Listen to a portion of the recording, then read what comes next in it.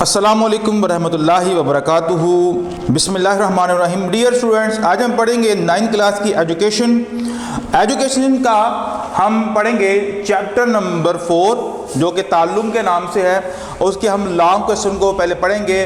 Long question number 1 اور 1 سے لے کر 5 تک ہم اس کو آج پڑھیں گے۔ تو پہلا لانگ کویسچن یہ ہے،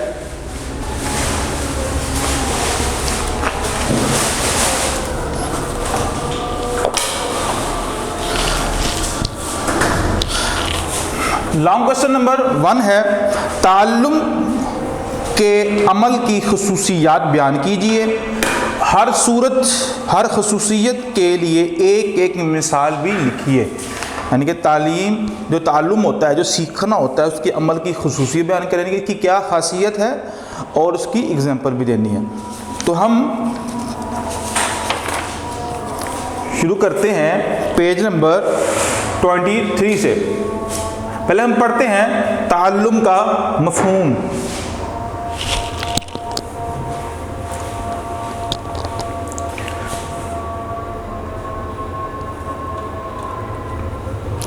تعلم کا مفہوم، میننگ آف لرننگ۔ انسان میں مسلسل و متواتر تبدیلیاں رونما ہوتی رہتی ہیں۔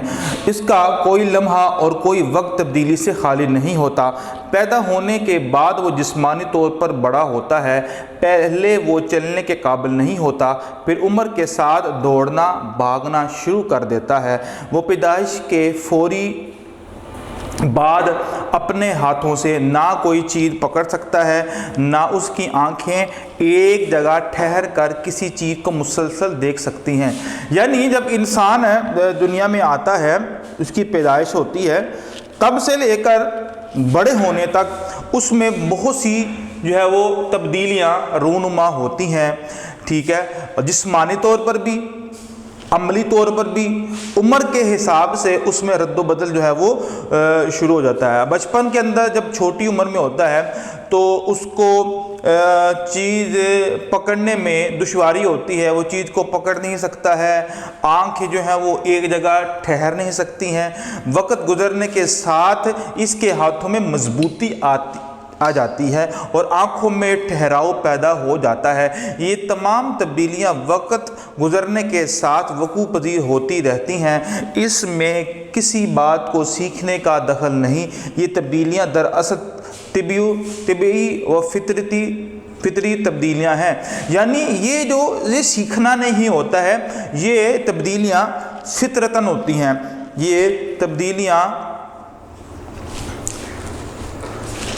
یہ تبدیلیاں جو ہیں وہ قدرت کی طرف سے آتی ہیں کہ وقت کے گزرنے کے ساتھ ساتھ اس کا جسم جو ہے وہ طاقتور ہوتا ہے، اس کی آنکھیں جو ہے وہ ٹھہرتی ہیں۔ اور اب بچپن سے لے کر اگر 3 سال کی عمر تک یہ جو سفر ہے، اس میں وہ فزیکلی طور پر اپنے آپ کو مضبوط کرتا ہے۔ پہلے وہ اسی چیز پر اس کی جو گرفت ہوتی ہے، پکڑ ہوتی ہے، وہ ٹانگوں کے اوپر کھڑا نہیں ہو سکتا ہے، اور اپنی گردن کو، اپنے سر کو بالکل سیدھا نہیں کر سکتا ہے۔ کیوں نہیں کر سکتا ہے؟ کیونکہ ابھی تک اس کے اندر یہ طاقت موجود نہیں ہے۔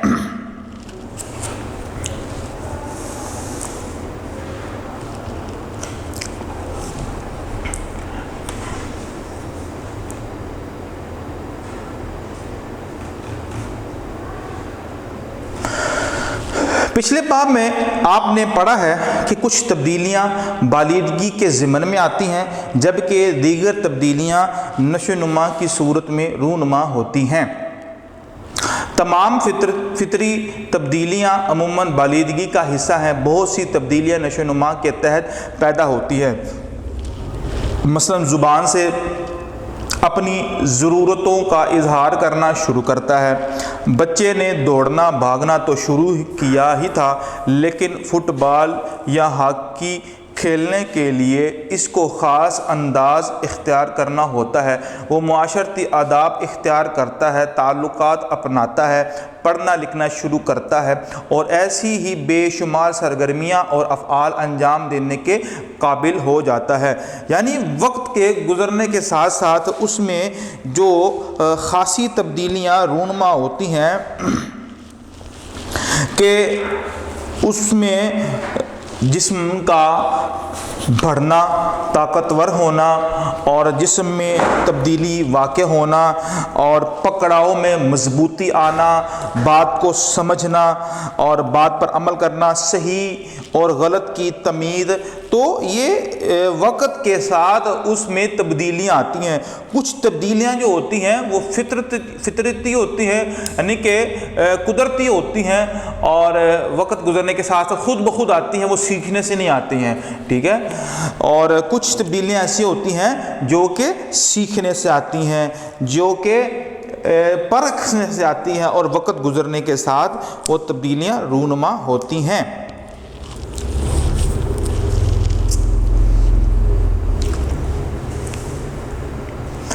بچے ان تبدیلیوں کو جو طبیعی طور پر رونما ہوتی ہیں روک نہیں سکتے، یعنی کہ جو اللہ تعالیٰ کی طرف سے تبدیلی ہوتی ہے۔ مثال کے طور پر آپ نے دیکھا ہوگا کچھ بچے جو ایسے ہوتے ہیں کہ جو لیفٹ سائڈ سے لکھنا پسند کرتے ہیں، یا ان کا جو لب و لہجہ ہوتا ہے یا انداز جو ہوتا ہے وہ لیفٹی ہوتا ہے، وہ بائیں ہاتھ سے کھاتے ہیں، بائیں ہاتھ سے کام کرتے ہیں، اور اگر کرکٹ کھیلتے ہیں تو بائیں ہاتھ سے بال کرواتے ہیں اور بائیں ہاتھ سے ہی وہ بیٹنگ کرتے ہیں، اور ان کی جو زیادہ تر جو طاقت ہوتی ہے وہ لیفٹ سائڈ سے ہوتی ہے، لکھتے بھی وہ لیفٹ سائڈ سے ہیں وغیرہ وغیرہ، ٹھیک ہے۔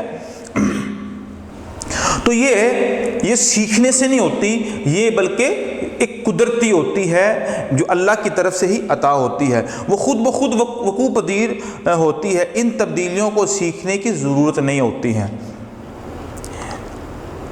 یہ وہ تبدیلیاں خاص طور پر ہیں جو انسان کے اندر بغیر سیکھے پیدا ہوتی ہے۔ ہر فرد کچھ طبعی طور پر سیکھتا ہے، مثلاً ہر فرد کو بھوک لگتی ہے۔ اب بھوک جو لگتی ہے بچے کو تو وہ اس چیز کا جب اظہار کرتا ہے تو وہ اس نے سیکھی نہیں ہوتی ہے۔ اب بچہ جب ماں کا دودھ پیتا ہے تو اس کو کسی نے سکھایا نہیں ہوتا کہ ماں کے سینے کے ساتھ لگ کر دودھ کس طرح پیا جاتا ہے، ٹھیک ہے، اس دودھ کو کھینچیں گے تب جو ہے وہ دودھ آئے گا۔ تو یہ فطرت سکھاتی ہے، یہ کسی کے سیکھنے سے نہیں آتا ہے۔ پیاس لگنے پر پانی پیتا ہے، نیند آتی ہے تو سو جاتا ہے، گرمی لگتی ہے تو پنکھا چلتا ہے، سردی لگتی ہے تو کانپنے لگتا ہے، جسمانی اعضاء میں پختگی آتی ہے تو چلنے پھرنے، اچھلنے کودنے، اٹھانے پکڑنے کی کوشش کرتا ہے۔ یہ تمام قسم کی تبدیلیاں طبعی و حیاتیاتی تبدیلی ہیں، یعنی کہ زندگی کے اندر یہ جو تبدیلیاں جو آ رہی ہیں انسان کے اندر تو یہ فطری ہیں، یہ بائی نیچر ہے، یہ کسی کا اس میں کوئی عمل دخل نہیں ہے۔ وقت کے ساتھ ساتھ بچہ بڑا ہوتا ہے، وہ چلنا بھی خود سیکھتا ہے، اپنے پاؤں کے اوپر وزن ڈالنا بھی خود سیکھتا ہے، وہ اپنی گردن کو سیدھا کھڑا کرنا بھی خود سیکھتا ہے۔ تو اس میں لوگوں کا یا کسی کے سیکھنے کا نہیں بلکہ یہ اللہ کی طرف سے ہی عطا ہوتی ہے۔ ذرا غور کیجئے، آپ نے بولنا کیسے شروع کیا، زبان کیسے سیکھی، پڑھنا لکھنا، تقریر کرنا، فٹ بال اور کرکٹ کھیلنا، سائیکل چلانا، موٹر سائیکل چلانا، رشتوں کی پہچان، ادب و آداب اور اس قسم کے بے شمار باتیں جو اپنے آپ نہیں آ گئی ہیں، ان میں کوشش کا عمل دخل ہے۔ ہم سب میں یہ تبدیلیاں ایک خاص قسم کے عمل کا نتیجہ ہیں، جس عمل کے طفیل یہ تبدیلیاں ہم میں اور دیگر تمام انسانوں میں پیدا ہوتی ہیں مستقل اور مستحکم صورت حاصل کر لیتی ہے۔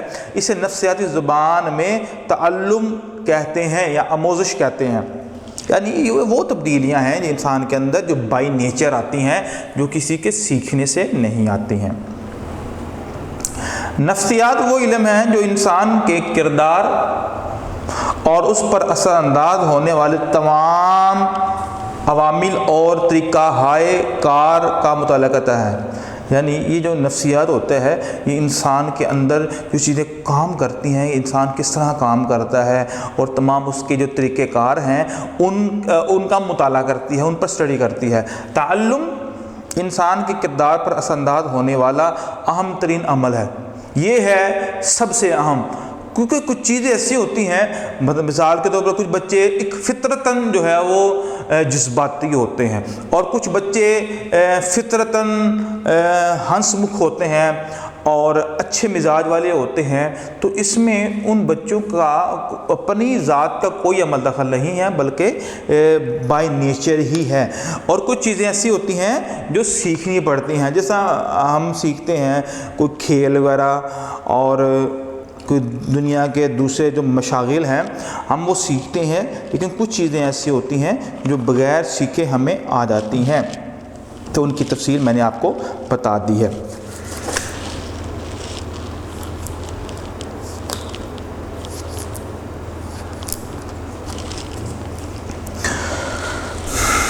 تعلم نے ہی انسان کو اس قابل بنایا ہے کہ وہ اپنے مسائل بآسانی حاصل کر سکتا ہے۔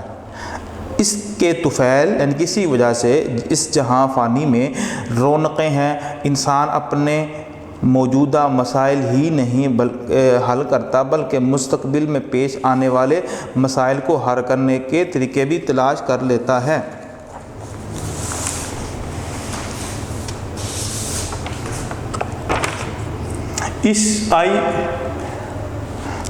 آئیے اس قدر اہم عمل کی تعریف بیان کرتے ہیں کہ تعلم کسے کہتے ہیں۔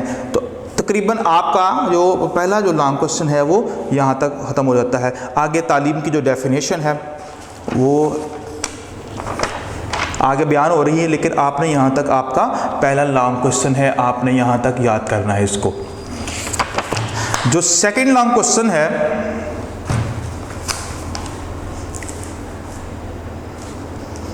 تعلم پر اثر انداز ہونے والے عوامل لکھ کر ان کی وضاحت کریں، یعنی سیکھنے کے مراحل کے اندر جو چیزیں اثر انداز ہوتی ہیں، جو رکاوٹ کا باعث بنتی ہیں، ان عوامل کو لکھنا ہے، وہ کون کون سی چیزیں ہیں۔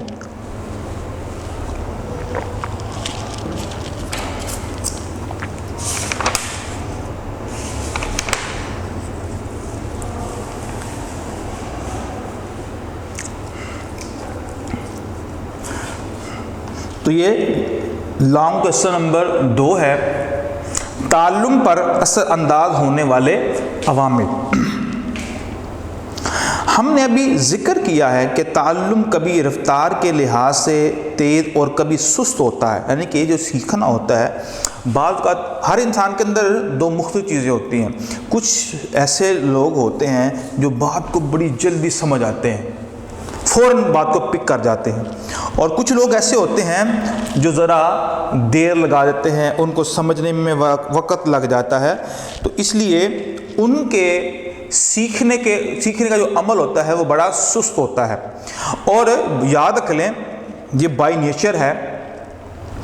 کچھ ماہرین کہتے ہیں کہ جن کے سیکھنے کا عمل بڑی تیزی سے کام کرتا ہے اور وہ لوگ جن کا بڑا سست کام کرتا ہے، اگر وہ صحیح طریقے سے کرے تو سست سیکھنے والا اس کی جو لمٹ ہے وہ زیادہ دیر تک اس چیز کو یاد رکھ سکتا ہے بنسبت اس شخص کے جو جلدی اس کو سیکھ لیتا ہے، چونکہ اس نے آہستہ اور سلو سیکھا اور اس کی دماغ کے اندر پوری وہ چیز بیٹھ گئی، تو وہ زیادہ مؤثر کون ہوتا ہے۔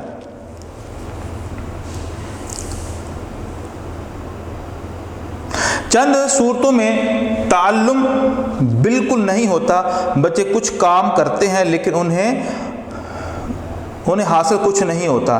ایسا کیوں ہوتا ہے؟ دراصل فرد کی زندگی میں رکاوٹیں، مددگار عناصر، جسمانی نفسیاتی کیفیتیں اور ماحول عناصر تعلم پر اثر انداز ہو کر اس عمل میں یا تو رکاوٹ بن جاتے ہیں یا پھر تعلم کی رفتار کو تیز کر دیتے ہیں۔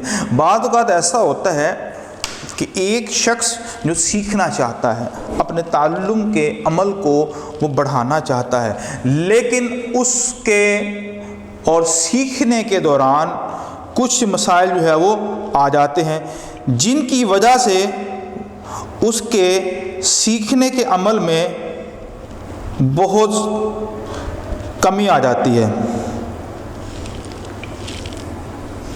یعنی اگر آپ اس بات کو آسان الفاظ میں سیکھیں کہ وہ جو لوگ یا وہ بچے جو سیکھ کر بڑی جلدی سمجھ آتے ہیں، ان کی زندگی کے اندر ہو سکتا ہے کوئی اتنے مسائل نہ ہو، کوئی ٹینشن نہ، کوئی رکاوٹ نہ ہو، اور وہ بچے جو دیر سے سیکھتے ہیں اور ٹائم لگتا ہے، اور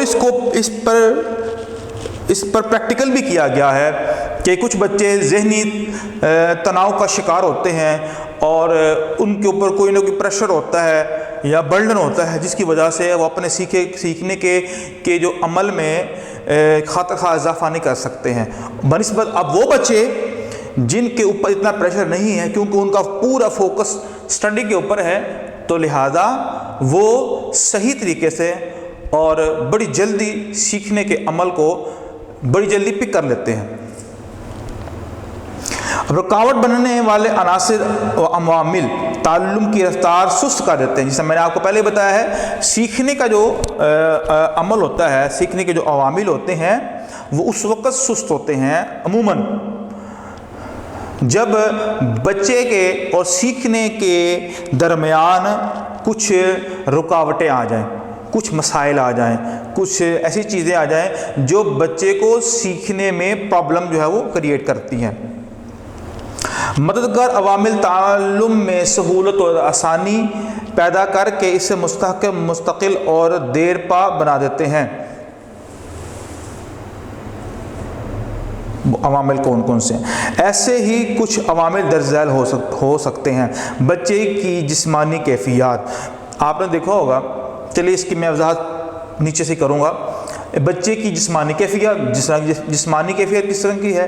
بچے کا گھریلو ماحول کس طرح کا ہے؟ بچے کی نفسیاتی کیفیات، یعنی کہ جو جذباتی بچہ ہے، محرکات اور انفرادی ضرورتیں، یعنی کہ وہ چیز محرکات اس کے کیا ہیں اور بچے کی انفرادی ضرورت کیا ہے۔ اب ہم پہلے پوائنٹ کی وضاحت کرتے ہیں، بچے کی جسمانی کیفیات۔ بچے کی جسمانی کیفیات، بچے کی بالغی اور نشو و نما کا عمل مسلسل اور باقاعدہ ہوتا ہے، یعنی کہ جب بچہ پیدا ہوتا ہے پھر جوں جوں اس کی عمر بڑھتی ہے، عمر کے بڑھنے کے ساتھ ساتھ وہ اس کا جسم جو ہے وہ نشو و نما پاتا ہے اور پروان چڑھتا ہے، اس میں مختلف جو ہے وہ تبدیلیاں رونما ہوتی ہیں۔ ہر بچے میں نشو و نما کی رفتار یکساں نہیں ہوتی ہے، اور اگر کسی وجہ سے یہ عمل مسلسل اور باقاعدگی سے جاری نہ رہے تو وہ بچے کی زندگی کے تمام پہلوؤں کو متاثر کر سکتے ہیں۔ آپ نے دیکھا ہوگا کچھ بچے ایسے ہوتے ہیں جو بچپن کے اندر صحت مند پیدا ہوتے ہیں، کچھ بچے ایسے ہوتے ہیں جو پیدا تو صحت مند ہوتے ہیں لیکن جب عمر کے بڑھنے کے ساتھ ساتھ ان کے اندر ویکنس آ جاتی ہے، جسم کے کوئی اعضاء، کوئی حصے، یا آنکھ یا کان یا جسم کا کوئی بھی ایسا حصہ جو انسان کے لیے لازم ہوتا ہے، اس کے اندر تھوڑا بہت کمی کوتاہی آ جاتی ہے۔ یا آپ نے دیکھا ہوگا کچھ بچے جو پیدائشی جن کا سر جو ہے وہ چھوٹا ہوتا ہے، اور وہ بچے ہوتے ہیں جو صحیح طرح پڑھ نہیں سکتے۔ کچھ بچے ایسے ہوتے ہیں جو بہنگے ہوتے ہیں، جن کی آنکھوں میں فرق ہوتا ہے۔ تو یہ بہت سے عوامل ایسے ہیں جو تعلیم کے اندر رکاوٹ بنتے ہیں۔ تو بچے کی جسمانی جو کیفیات ہے یہ بڑا جو ہے وہ مؤثر کردار ادا کرتی ہیں۔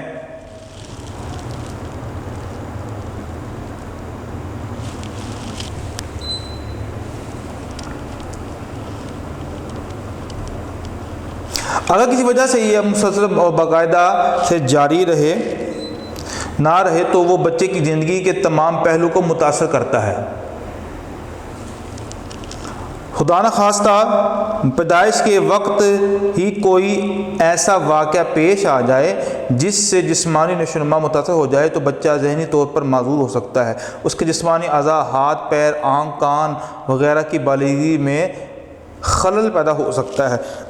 یعنی کچھ بچے ایسے ہوتے ہیں جو پیدائشی جن کے میں کوئی تھوڑا بہت جو ہے وہ پرابلم ہوتی ہے، یا آنکھ کا مسئلہ ہوتا ہے، یا بازو کا مسئلہ ہوتا ہے، یا ٹانگ کا مسئلہ ہوتا ہے، تو یہ کچھ چیزیں ایسی ہوتی ہیں جو اثر کرتی ہیں بچے کے تعلم کے عمل میں، بچے کے سیکھنے کے عمل میں یہ چیزیں رکاوٹ بن جاتی ہیں، جس سے وہ اپنی آزاد جسمانی اور ذہنی قوتوں کو درست انداز میں استعمال نہیں کر سکے گا۔ جو بچے کے ہاتھ سے معذور ہو، جو بچہ ہاتھ سے معذور ہو وہ کس طرح چیزوں کو پکڑ سکے گا، کھیل کود میں حصہ لے سکے گا۔ اب کچھ بچے ایسے ہوتے ہیں جن کے ہاتھ نہیں ہوتے، تو صحیح نہیں ہوتے، اور اس کا اثر کیا ہوتا ہے کہ وہ کوئی بھی سپورٹ جو ہوتی ہے وہ کھیل نہیں پاتے ہیں۔ جب وہ کوئی سپورٹ نہیں کھیل پاتے ہیں تو ذہنی جو نشو و نما ہوتی ہے جو کھیل کود کے ذریعے ہوتی ہے تو اس میں بڑا جو ہے وہ خلل پیدا ہوتا ہے۔ تو جب بچہ ذہنی طور پر بھی پرفیکٹ ہو، جسمانی طور پر بھی پرفیکٹ ہو، وہ کھیل کود میں بھی حصہ لیتا ہے، پڑھتا بھی ہے، تو ایسے بچے کا جسم بھی پھلتا پھولتا ہے، اور جسمانی طور پر بھی اور ذہنی طور پر بھی دونوں طریقوں میں وہ صحیح طور پر تعلم کے عمل کو جاری رکھ سکتا ہے۔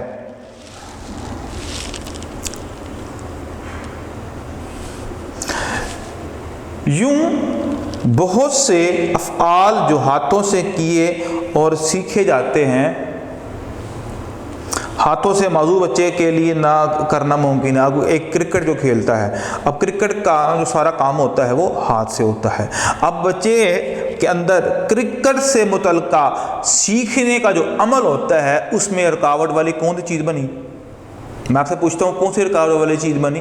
وہ یہ بنی کہ اس کا ہاتھ جو ہے وہ کمزور ہے، یا ہاتھ کام نہیں کرتا ہے، یا مفلوج ہے، یا صحیح نہیں ہے، یا آپ نے دیکھا ہوگا کچھ بچے جن کے ہاتھ بالکل ٹیڑھے ہوتے ہیں، وہ چیز کو پکڑ نہیں سکتے ہیں، صرف ایک بازو جو ہے وہ ان کا کام کرتا ہے۔ اس طرح ذہنی طور پر مجبور و معذور بچے بھی مختلف تجربات کو سمجھ نہیں سکیں گے اور ان کے سیکھنے کا عمل ناقص رہ جائے گا۔ تو ہم نے اس میں کیا سیکھا کہ جسمانی جو کمزوریاں ہوتی ہیں وہ بڑا اثر کرتی ہیں سیکھنے کے عمل میں، کہ انسان جب تک فٹ نہیں ہوگا، اور یہ لازمی بات نہیں ہے، دنیا کے اندر بہت سے لوگ ایسے بھی ہیں جو کمزوری ہونے کے باوجود بھی بڑا نام کمایا ہے اور بڑی شہرت حاصل کی ہے، لیکن اس طرح کے جو لوگ ہوتے ہیں خال ہوتے ہیں، بڑے کم لوگ ہوتے ہیں، یہ ہزاروں نہیں لاکھوں کروڑوں میں ایک لوگ ہوتے ہیں، اور موسٹلی جو لوگ ہوتے ہیں اسی معذوری کی آڑ میں یا تو مانگنا شروع کر دیتے ہیں، کیونکہ وہ اپنے تعلیمی اور سیکھنے کے عمل کو جاری نہیں رکھتے۔ کیوں؟ ان کے سامنے ایک بہانہ آ جاتا ہے، حالانکہ یہ کوئی بہانہ نہیں ہے۔ اللہ تعالیٰ نے انسان کے اندر اگر ایک صلاحیت نہیں رکھی تو دوسری جگہ اللہ تعالیٰ نے ایک صلاحیت کے اندر دو صلاحیتیں رکھ دی ہوئی ہیں، اس میں لکھا اگر ایک نابینا شخص ہے، ایک نابینا شخص جس کو کچھ نظر نہیں آتا ہے، تو اس کا مطلب یہ نہیں اللہ تعالیٰ نے اس کو معذور کیا ہے تو اب یہ نکما ہو گیا ہے، نہیں۔ بہت سے لوگ ایسے ہیں جو نابینا ہونے کے باوجود بھی وہ کمال کر دیا ہے جو آنکھوں والے بھی کمال نہیں کر پاتے ہیں، ٹھیک ہے، کیونکہ اللہ تعالیٰ نے ایسے لوگوں کو ذہانت ایسی شاندار عطا فرمائی ہوتی ہے کہ وہ ایک مرتبہ سن کر بات کو یاد کر لیتے ہیں، اور آنکھوں والا وہی بات کئی مرتبہ سنے گا اس کو یاد نہیں ہو پائے گی۔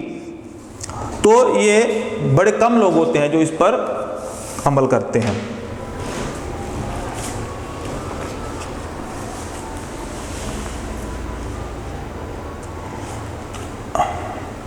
آگے وہ عمل جو بچوں کے سیکھنے کے عمل میں مؤثر ہوتا ہے، یعنی کہ نہیں سیکھ پاتا، دوسرا عمل کون سا ہے؟ بچے کا گھریلو ماحول۔ گھریلو ماحول بڑا ہی اہم ہے جو بچے کے سیکھنے کے عمل میں ایک یا تو فائدہ کن ہوتا ہے یا نقصان دہ ہوتا ہے۔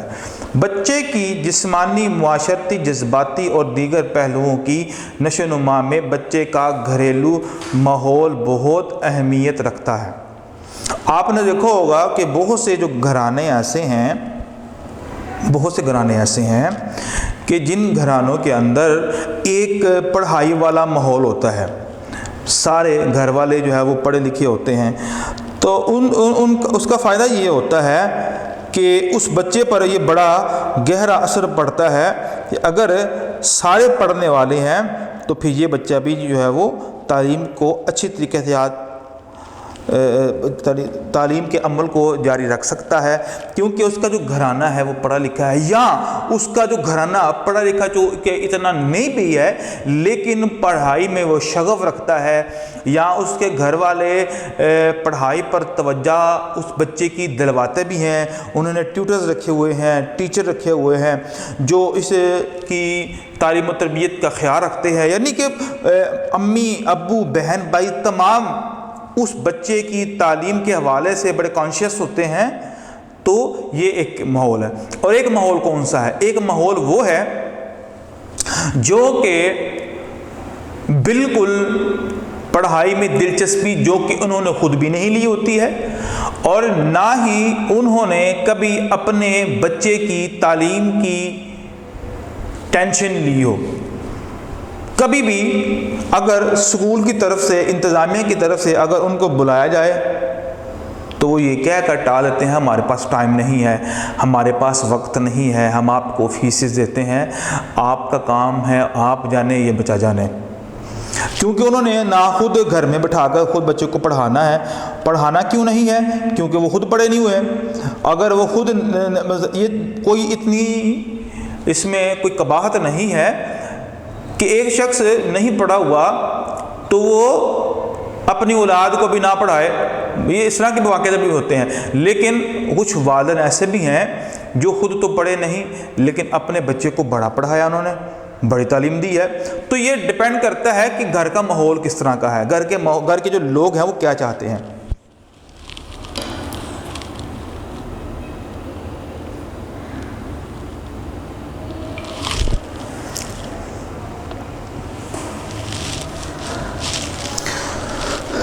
گھر کے افراد اگرچہ بچے پر توجہ دیں گے، اس سے مناسب خوراک فراہم کریں گے، اس کو ماحول اور موسم کی گرمی سردی سے محفوظ رکھیں گے، اس کے ساتھ مشفقانہ سلوک کریں گے، اس کے کاموں میں اس کی مدد کریں گے، ادب و آداب کا خیال کریں گے، تو یقیناً بچے کی شخصیت پر اچھے اثرات مرتب ہوں گے۔ یعنی کہ گھر سے اس بچے کی صحیح طرح تربیت ہو رہی ہے۔ تربیت کس طرح ہو سکتی ہے بیٹا؟ تربیت اس طرح ہوتی ہے کہ اگر بچے کے اندر ماں باپ دیکھتے ہیں کہ کوئی تھوڑی بہت برائی آ گئی ہے تو یہ کہہ کر اس کو ٹال نہیں دیتے ہیں کہ اب یہ بچہ ہے، کل کو اگر وہ بڑا ہوگا تو یہ عذر اس کے لیے معقول ہوگا کہ یہ ابھی بڑا ہے کوئی مسئلہ نہیں ہے، نہیں، بلکہ ابتدائی سٹیج سے، ابتدا کے اندر ہی بچے کو یہ باور کروانا اور یہ سمجھانا کہ بیٹا یہ غلط کام ہے۔ اگر بیٹے نے کوئی چوری کی ہے تو اس کو سرزنش بھی کر دینا، اس لیے کہ تاکہ آئندہ وہ ڈر کر بھی یہ کام نہ کرے، ویسے بھی چھوڑ دے۔ اور کچھ چیزیں ایسی ہوتی ہیں جو انسان ڈر سے چھوڑتا ہے، تو لہٰذا دونوں طریقوں سے بچے کی تعلیم و تربیت کا اہتمام کرے۔ تو کچھ گھروں کے اندر یہ ماحول ہوتا ہے، اور کچھ گھر جو ایسے ہوتے ہیں جن میں بچے کی تربیت نام کی کوئی شے نہیں ہوتی ہے، نہ ان کی خوراک کا کوئی خیال ہے، نہ ان کے ساتھ کوئی اچھا سلوک ہے۔ ظاہر سی بات ہے گھر کے اندر گالی نکالی جاتی ہے، گھر کا ماحول کچھ اس طرح کا ہے کہ باپ گالی نکالتا ہے، ماں بھی گالی نکالتی ہے، ماں اور باپ کے درمیان لڑائی ہوتی ہے، بچہ سنتا ہے، گالی دونوں دیتے ہیں۔ پھر ظاہر سی بات ہے جب گھر کا ماحول ہی گالی ہے تو پھر بچے نے کیا سیکھنا ہے؟ ایسا بچہ تو معاشرے کے اندر ایک ناسور بن کر ابھرتا ہے جس نے ساری عمر سنی گالی ہے۔ تو پھر کیا ہوتا ہے کہ اس بچے کو گالی کے اندر کوئی عیب نہیں لگتا ہے، یا گھر کے اندر لوگ رشوت لیتے ہیں یا غلط کام، کوئی بھی غلط کام کرتے ہیں، جوا وغیرہ، تو وہ بچہ جو سیکھتا ہے، وہ جو دیکھتا ہے تو وہی سیکھتا ہے۔ اور اس کے یہ تعلم کے عمل کے اندر یہ برائی آ گئی، اب وہ جو بڑا ہوتا ہے چونکہ اس کی تربیت اس طرح کی ہوئی ہے تو معاشرے کے اندر وہ ایک نقصان دہ شہری بن کر ابھرتا ہے۔ آگے ہے کہ اس کے برعکس جو ہم نے باتیں بتائی ہیں کہ اچھا سلوک کرے اور خوشگوار ماحول ہو اور اچھی اچھی باتیں سیکھنے کو ملیں تو وہ بڑا مثبت کردار جو ہے اس میں ادا کرے۔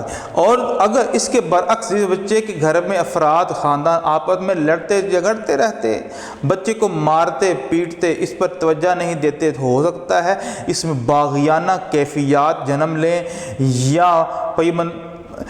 یا وہ پیمردگی کا شکار ہو جائے اور کسی چیز کے سیکھنے میں دلچسپی نہ لے تو تعلم کی رفتار سست ہو جائے گی۔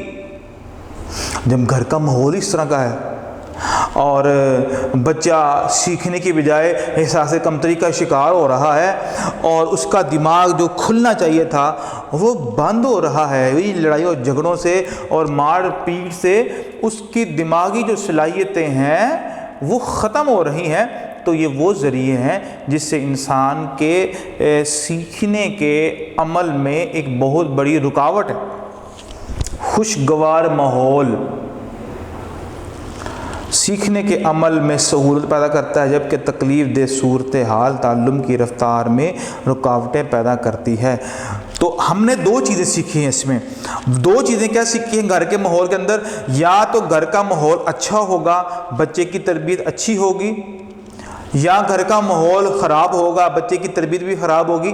اور اس کے بعد تیسری بات یاد رکھ لیں، کچھ چیزیں ایسی ہیں جو بائی نیچر ہوتی ہیں۔ ہم نے شروع میں پڑھا، ہم نے کچھ چیزیں ایسی ہم سیکھتے ہیں جو ہم نے کسی سے نہیں سیکھی ہیں، وہ بائی نیچر ہوتی ہیں، یعنی کہ فطرتاً ہوتی ہمارے اندر ہوتی ہے، اس کا سیکھنے سے کوئی تعلق نہیں ہوتا۔ بعض اوقات کچھ بچے جن کی تربیت تو بڑی زبردست ہوتی ہے لیکن عمر کے ایک حصے میں جا کر وہ کچھ ایسا کام کر جاتے ہیں کہ ان کی ساری زندگی پر ایک بہت بڑا دھبا لگ جاتا ہے، ایسے بھی لوگ ہوتے ہیں۔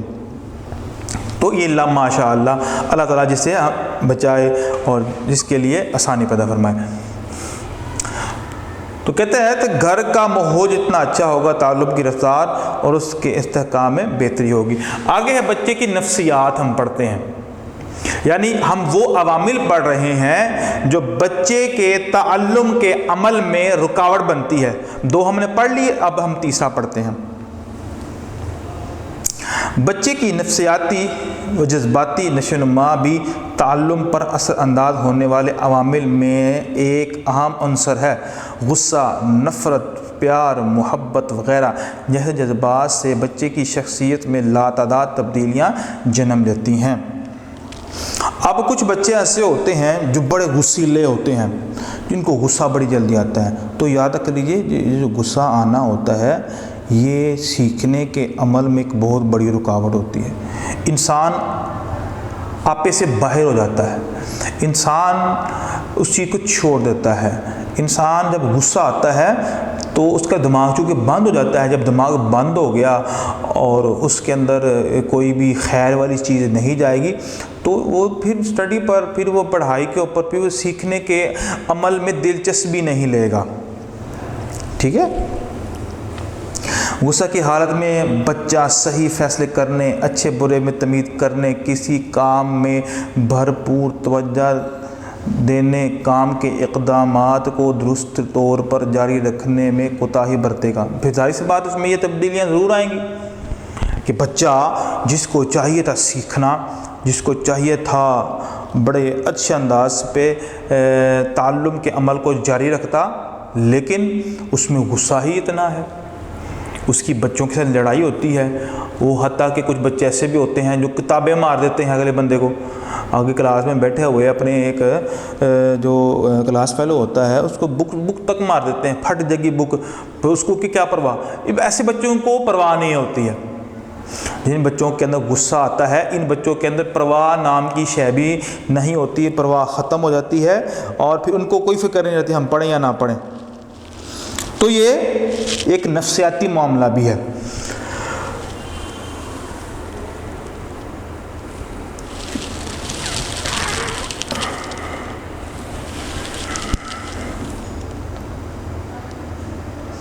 بچہ ہر کام کو غلط انداز میں انجام دے گا اسی طرح نفرت کے جذبات بھی تعلم پر منفی اثرات. نفرت، کچھ چیزیں ایسے ہوتے ہیں، کچھ بچے ایسے ہوتے ہیں جن کی طبیعت کے اندر ایسا ہوتا ہے کہ جن کو کوئی چیز اچھی نہیں لگتی ہے، نفرت کرتے ہیں، وہ ان کے دل میں دوسرے کو کے بارے میں بغض ہی رہتا ہے. تو یہ بھی ایک بہت بڑا ایک کہہ لیں سیکھنے کے عمل میں ایک بہت بڑی رکاوٹ ہے. اگر کسی فرد کے ساتھ اچھے تعلقات نہ رکھنے کی بنا پر اس سے نفرت کرنے لگے تو اس فرد کے ساتھ پیش آنے والے تمام تجربات کو نفرت کی نگاہ سے دیکھ کر ان کاموں کو کرنے سے گریز کرے گا. ٹھیک ہے، یہ منشا میں نے آپ کو بتایا ہے. جذباتی بے چینی تعلم کی رفتار اور اس کے استحکام پر منفی اثرات مرتب ہوتے ہیں. تو یہ جذباتی جو لوگ ہوتے ہیں، غصے والے لوگ ہوتے ہیں، تو یہ ان کے سیکھنے کے عمل کے اندر یہ چیز بہت بڑی رکاوٹ ہے.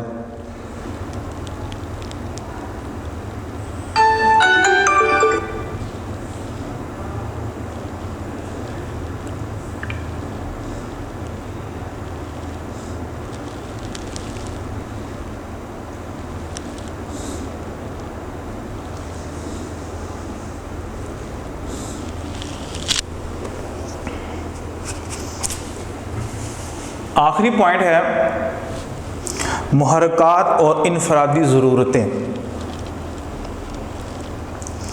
بچہ کی انفرادی ضرورتیں بھی تعلم پر اثر انداز ہوتی ہیں. اگر بچے کو بھوک لگی تو بھوک ایک منفی محرک بن جائے گا.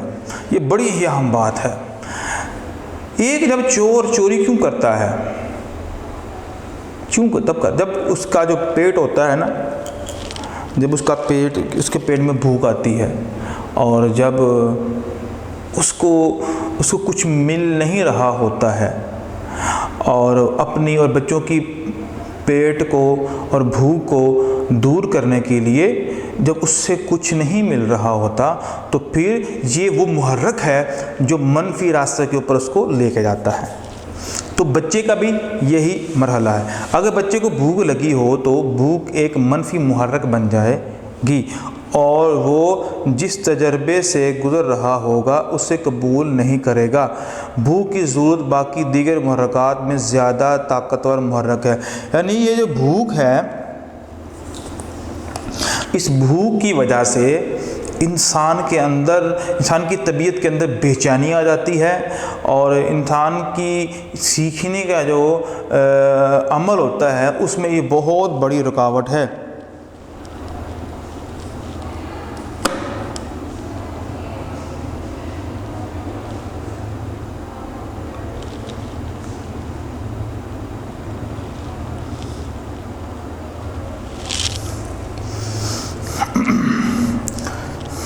اس طرح اگر بچے کو سردی لگ رہی ہو اور اسے کسی کام کو سیکھنے پر آمادہ کرنا چاہیں تو وہ ہرگز اس کام کو سیکھنے کی کوشش نہیں کرے گا.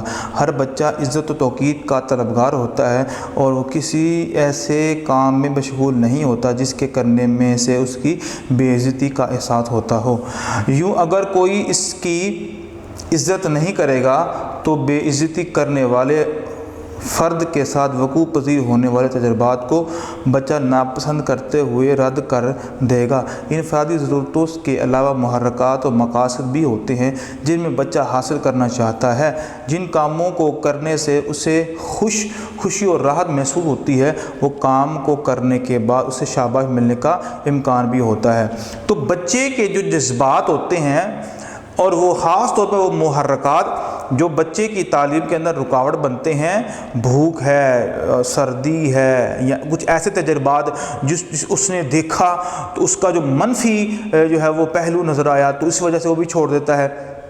مثال کے طور پر ایک شخص جس نے بڑا پڑھا لکھا لیکن پڑھا لکھا ہونے کے باوجود بھی وہ جو ہے وہ عام سی نوکری کر رہا ہے، کوئی خاطر خواہ جو ہے وہ کما نہیں رہا، تو یہ بھی وہ ایک محرک ہے جو بچہ دیکھتا ہے کہ یار اس نے یہ پڑھ کر بھی کچھ حاصل نہیں کیا تو لہذا مجھے بھی نہیں ملے گا. تو یہ بھی ایک محرک ہے.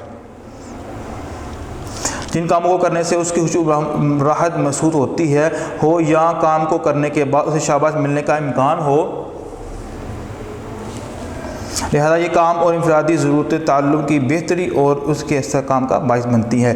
تو یہ بیٹا یہ وہ رکاوٹیں ہم نے پڑھی ہیں، یہ 4 وہ رکاوٹیں پڑھی ہیں جو بچوں کے تعلم کے عمل میں رکاوٹ بن جاتی ہے، بچہ سیکھ نہیں پاتا ہے، بچہ دنیا کے اندر رہ کر بہت سے کام جو ہے وہ سیکھ نہیں پاتا ہے۔ آگے ہے کوشچن نمبر 3، بچے کے گھریلو ماحول میں کیا باتیں شامل ہیں؟ اس ماحول کا بچے کی ابتدائی تعلیم پر کیا اثر پڑتا ہے؟ مثالیں دے کر واضح کریں۔ تو یہ جو ہم نے چونکہ پہلے بھی پڑھ لیا تھا،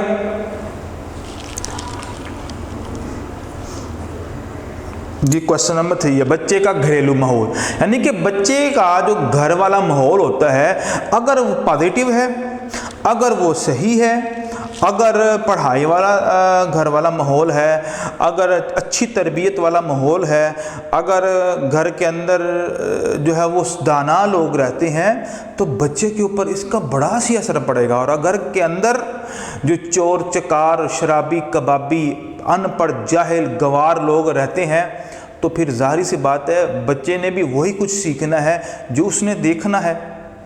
کبھی ایسا نہیں ہوا ایک مسلمان کے گھر میں پیدا ہونے والا بچہ مسلمان کے گھر میں پیدا ہو اور اس کے بعد وہاں پلے بڑے جب جوان ہو اور وہ عیسائی ہو جائے، یا عیسائی کے گھر میں پیدا ہونے والا بچہ ان کے گھر میں پیدا ہو، وہاں ہی تعلیم و تربیت اس نے لی ہو اور جب وہ بڑا ہو تو مسلمان ہو جائے۔ ایسا نہیں ہوتا، وقت لگتا ہے، ٹائم لگتا ہے، اس کا نیا پروسیس ہے، لیکن ایک ہی گھر میں تربیت جو اس نے حاصل کی ہے وہی کچھ اس نے وہاں سے لینا ہے، اسی کا اس پر رنگ چڑھے گا، یا وہ مسلمان ہوگا یا وہ کافر ہو عیسائی ہوگا یا وہ یہودی ہوگا، یا سکھ کے گھر میں پیدا ہونے والا وہ سکھ ہوگا یا یہودی کے گھر میں پیدا ہونے والا یہودی ہوگا۔ تو یہ گھر کا ایک ماحول ہوتا ہے جس کے جو ہے وہ سارے کے سارے معاملات ہوتے ہیں۔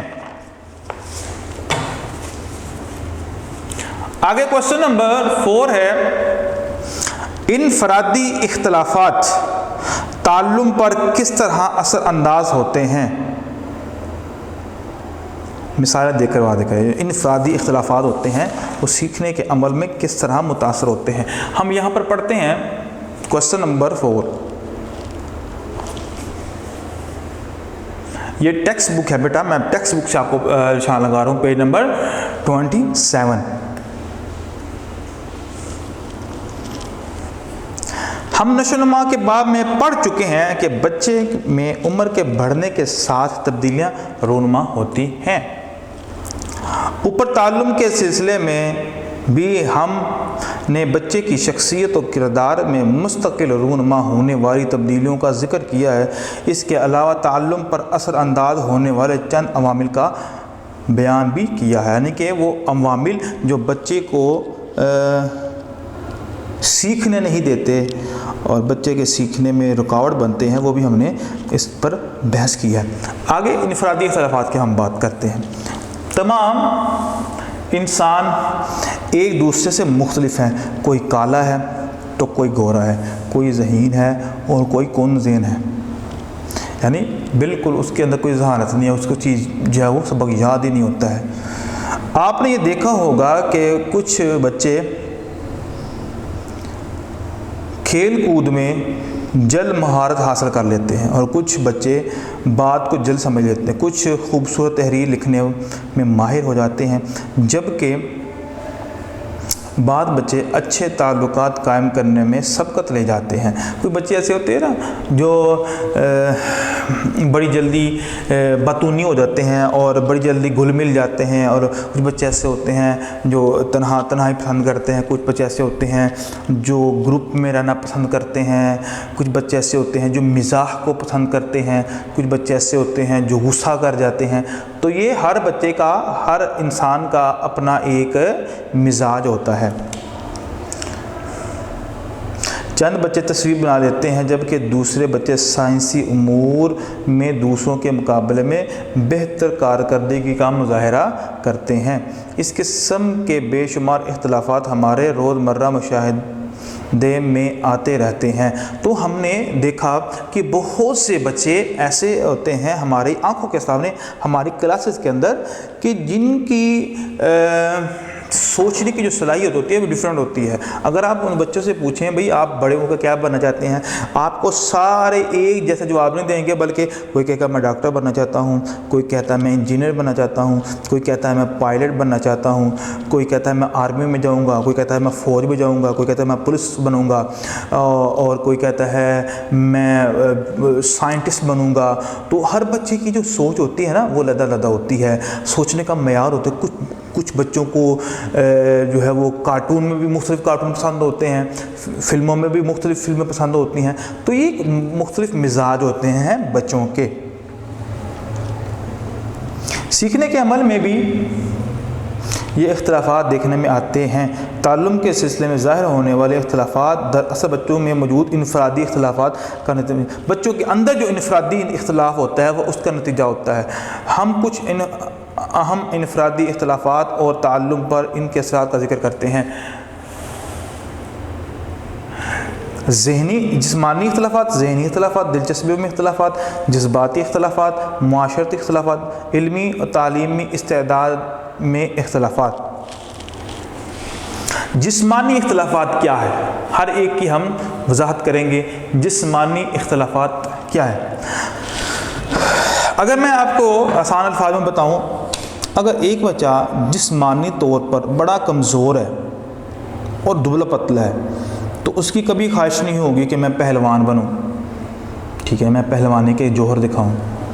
تو یہ شعبہ وہی اختیار کرے گا جو اپنے آپ کو سمجھے گا کہ میں طاقتور ہوں، میں اسٹرانگ ہوں، میں یہ کام کر سکتا ہوں۔ کچھ بچے جو بھاگنے میں بڑے تیز ہوتے ہیں، ٹھیک ہے، اور کچھ بچے ایسے ہوتے ہیں جو کسی بھی سپورٹ میں بڑے تیز ہوتے ہیں، تو وہ ان کی جو فیلنگ ہوتی ہے وہ اس بات پر دال ہوتی ہے کہ وہ یہ کام کر سکتے ہیں، ان کے لیے یہ کام بہتر ہے۔ وہ پھر اس میں وہ جو ہے وہ دل و دماغ کی تمام صلاحیت کو وہاں پر لگا دیتے ہیں، تو پھر وہ کامیاب ہو جاتے ہیں۔ تو اس لیے والدین کو بھی چاہیے بچوں سے پوچھ کر ہی ان کی زندگی کا جو شعبہ ہے اس کو اختیار کروانا چاہیے، تاکہ بچے کو جس چیز میں انٹرسٹ ہے اور بچے کو جس چیز میں شوق ہے بچہ وہ چیز حاصل کرے۔ جسمانی اختلافات کیا ہے؟ ہر بچہ دوسرے بچوں سے مختلف ہوتا ہے، ہر بچے کی انفرادیت ہوتی ہے، رنگ میں، قد میں، فربی میں، یعنی موٹا ہوتا ہے، بالوں میں، آنکھوں کے رنگ میں، چہرے کی بناوٹ میں بچے ایک دوسرے سے مختلف ہوتے ہیں، تاہم یہ اختلافی تعلم پر اثر پذیر نہیں ہوتے۔ یعنی کہ کوئی موٹا ہے، کوئی پتلا ہے، کوئی گالا ہے، کوئی گورا ہے، یہ تو سیکھنے کے مراحل میں تو اس میں کوئی عمل دخل نہیں ہے۔ ان کے اثرات اس وقت تعلم میں رونما ہوتے ہیں جب بچے کی جسمانی اعضاء کی نشو و نما میں کوئی کمی رہ جاتی ہے۔ مسئلہ یہ ہوتا ہے تب بچہ سیکھنے کے عمل کو صحیح طرح جاری نہیں سکتا جب تک ان جو چیزیں میں نے اوپر ذکر کی ہیں ان میں کوئی نہ کوئی خامی واقع نہ ہو۔ اگر بچے کی جو نظر کمزور ہے تو وہ جلد پڑھ نہیں سکے گا۔ یعنی آپ نے دیکھا ہوگا کہ بچے ایسے ہوتے ہیں کہ جن کی چھوٹی عمر کے اندر ہی بچپن میں ہی ان کو موٹی سی جو ہے وہ اینک لگ جاتی ہے۔ جب وہ پڑھتے ہیں تو اپنی بک کو بڑا قریب کر کے وہ لفظوں کو پڑھتے ہیں، یعنی یہ قدرتی طور پر ان پر یہ ان کا مسئلہ ہوتا ہے، اسی طرح دیکھ نہیں سکتے ہیں۔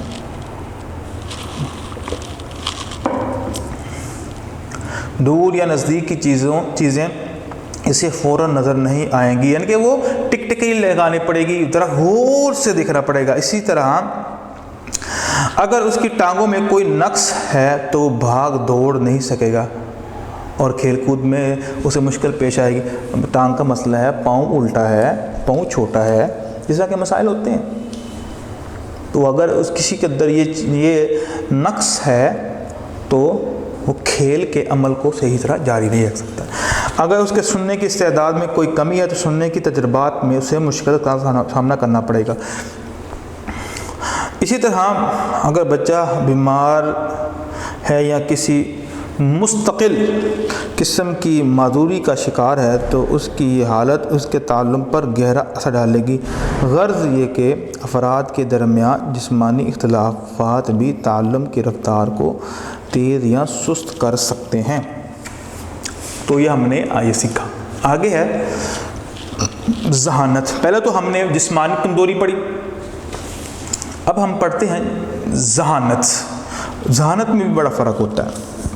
کچھ بچے آپ کے سامنے ایسے بھی ہوں گے جو سبق کو 5 سے 6 منٹ کے اندر ہی یاد کر لیتے ہیں، یعنی کہ ان کے اندر یہ ملکہ اور یہ صلاحیت موجود ہوتی ہے کہ وہ سبق کو بڑی جلدی یاد کر لیتے ہیں۔ ان کے اندر جس طرح اکیڈمیز کے اندر ہمارا بھی تجربہ ہوا اور ہم نے بھی یہ اس بات پر سرچ کی، کچھ بچے ایسے ہوتے ہیں جن کو آپ سبق دیا سبق یاد کرنے کے لیے، وہ ٹھیک 2 سے 3 منٹ کے بعد آ جاتے ہیں کہ سر سبق یاد ہو گیا۔ کچھ بچے ایسے ہوتے ہیں جو ان کو گھنٹوں بھی بٹھائے رکھیں تو ان کو یاد نہیں ہوتا ہے۔ کیوں نہیں ہوتا ہے؟ کیونکہ ذہانت کے حوالے سے بھی بڑا اختلافات پایا جاتا ہے۔ جسمانی اختلافات کے ساتھ ساتھ بچوں میں ذہانت کے اختلافات بھی ہوتے ہیں۔ یہ اختلاف کم از کم 3 درجوں میں سامنے آتے ہیں، یعنی اعلیٰ ذہانت، متوسط ذہانت اور ادنیٰ ذہانت، یعنی کہ سب سے زیادہ ذہین، پھر درمیانہ ذہین جو ہوتا ہے تو بڑا مناسب سا ہوتا ہے، اور کچھ ہوتے ہیں جو بالکل ہی کمزور ہوتے ہیں۔ ان اختلافات کی وجہ سے بچوں میں سیکھنے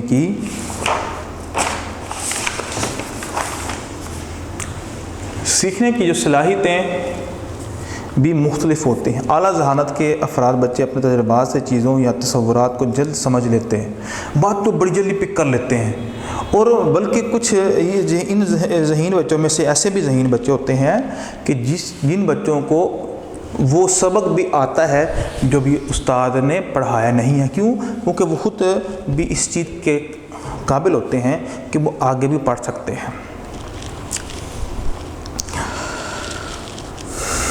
ان کے تعلم کی رفتار بہت تیز ہوتی ہے، وہ اپنے مسائل جلد اور بہتر انداز میں حل کر لیتے ہیں۔ مستقبل کے مسائل کو حل کرنے کے لیے وہ اپنے طریقے وضع کر لیتے ہیں، وہ اپنے ماحول سے بہتر انداز میں اور جلد مطابقت پیدا کر لیتے ہیں، یعنی کہ وہ ہر معاملے کو بڑے اچھے انداز سے سالو کر لیتے ہیں۔ یہ یہاں تک ہے۔ آگے ہے متوسط ذہانت کے حامل بچے ذہین و فطین کے مقابلے میں اتنی جلدی تعلم میں ترقی تو نہیں کرتے، تاہم معاشرے کی سمجھ بوجھ حاصل کرنے میں زیادہ دیر نہیں لگاتے، جبکہ ادنیٰ ذہانت کے بچوں کو سیکھنے میں بہت دیر لگتی ہے۔ وہ زیادہ دقیق کہتے ہیں، بڑی پیچیدہ چیز ہوتی ہے، دقیق اور پیچیدہ، باریک، اور جو بڑی ہی سینسٹیو اور بڑی ہی دھیان سے اور بڑی ہی پیچیدہ چیزوں یا باتوں کو سمجھ نہیں سکتے ہیں، یعنی کہ وہ جو ذہین بچے جو پیچیدہ سے پیچیدہ باتوں کو بھی بڑی جلدی پک کر لیتے ہیں، سمجھ لیتے ہیں، اور یہ جو ادنیٰ ذہانت والے بچے ہوتے ہیں وہ یہ نہیں کر سکتے ہیں۔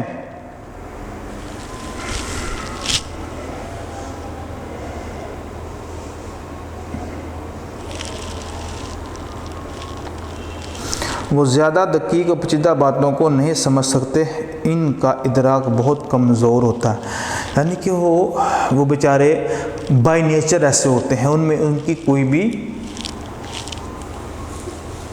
بھی قصور نہیں ہوتا ان کا۔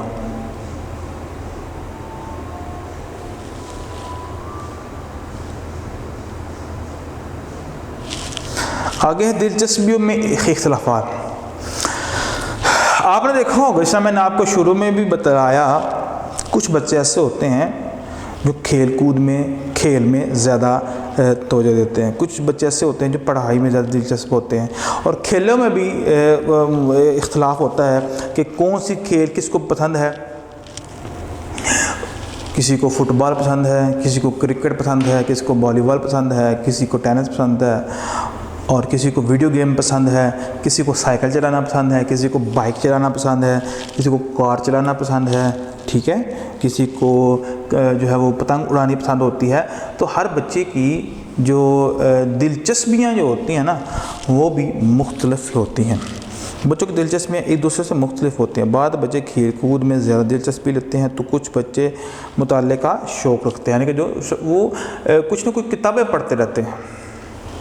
کوئی بچے مصوری کا شوقین ہوتا ہے تو دوسرا بچہ تقریر کے فن کو بہتر انداز میں اختیار کر لیتا ہے۔ یعنی کچھ بچے ایسے ہوتے ہیں جن کو تقریر کرنے کا بڑا شوق ہوتا ہے، کچھ بچے ایسے ہوتے ہیں جن کو نعت پڑھنے کا، نظمیں اور گانے وغیرہ بولنے کا بڑا شوق ہوتا ہے، اور ان کی آواز بھی بڑی زبردست ہوتی ہے، کیونکہ یہ شوق پر ڈپینڈ کرتا ہے۔ آپ کو جس چیز کا زیادہ شوق ہے تو قدرتی طور پر انسان کا رجحان جو ہے جب اس طرف ہوتا ہے تو اس میں بہت نکھار پیدا ہوتا ہے۔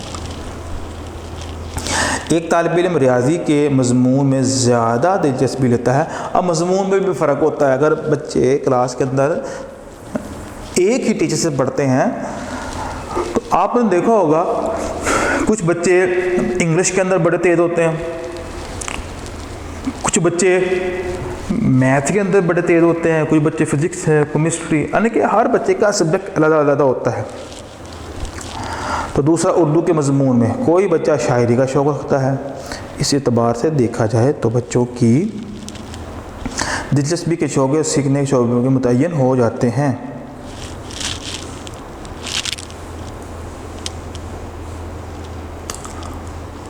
اور آگے ہے پوائنٹ نمبر 4، جذباتی اختلافات۔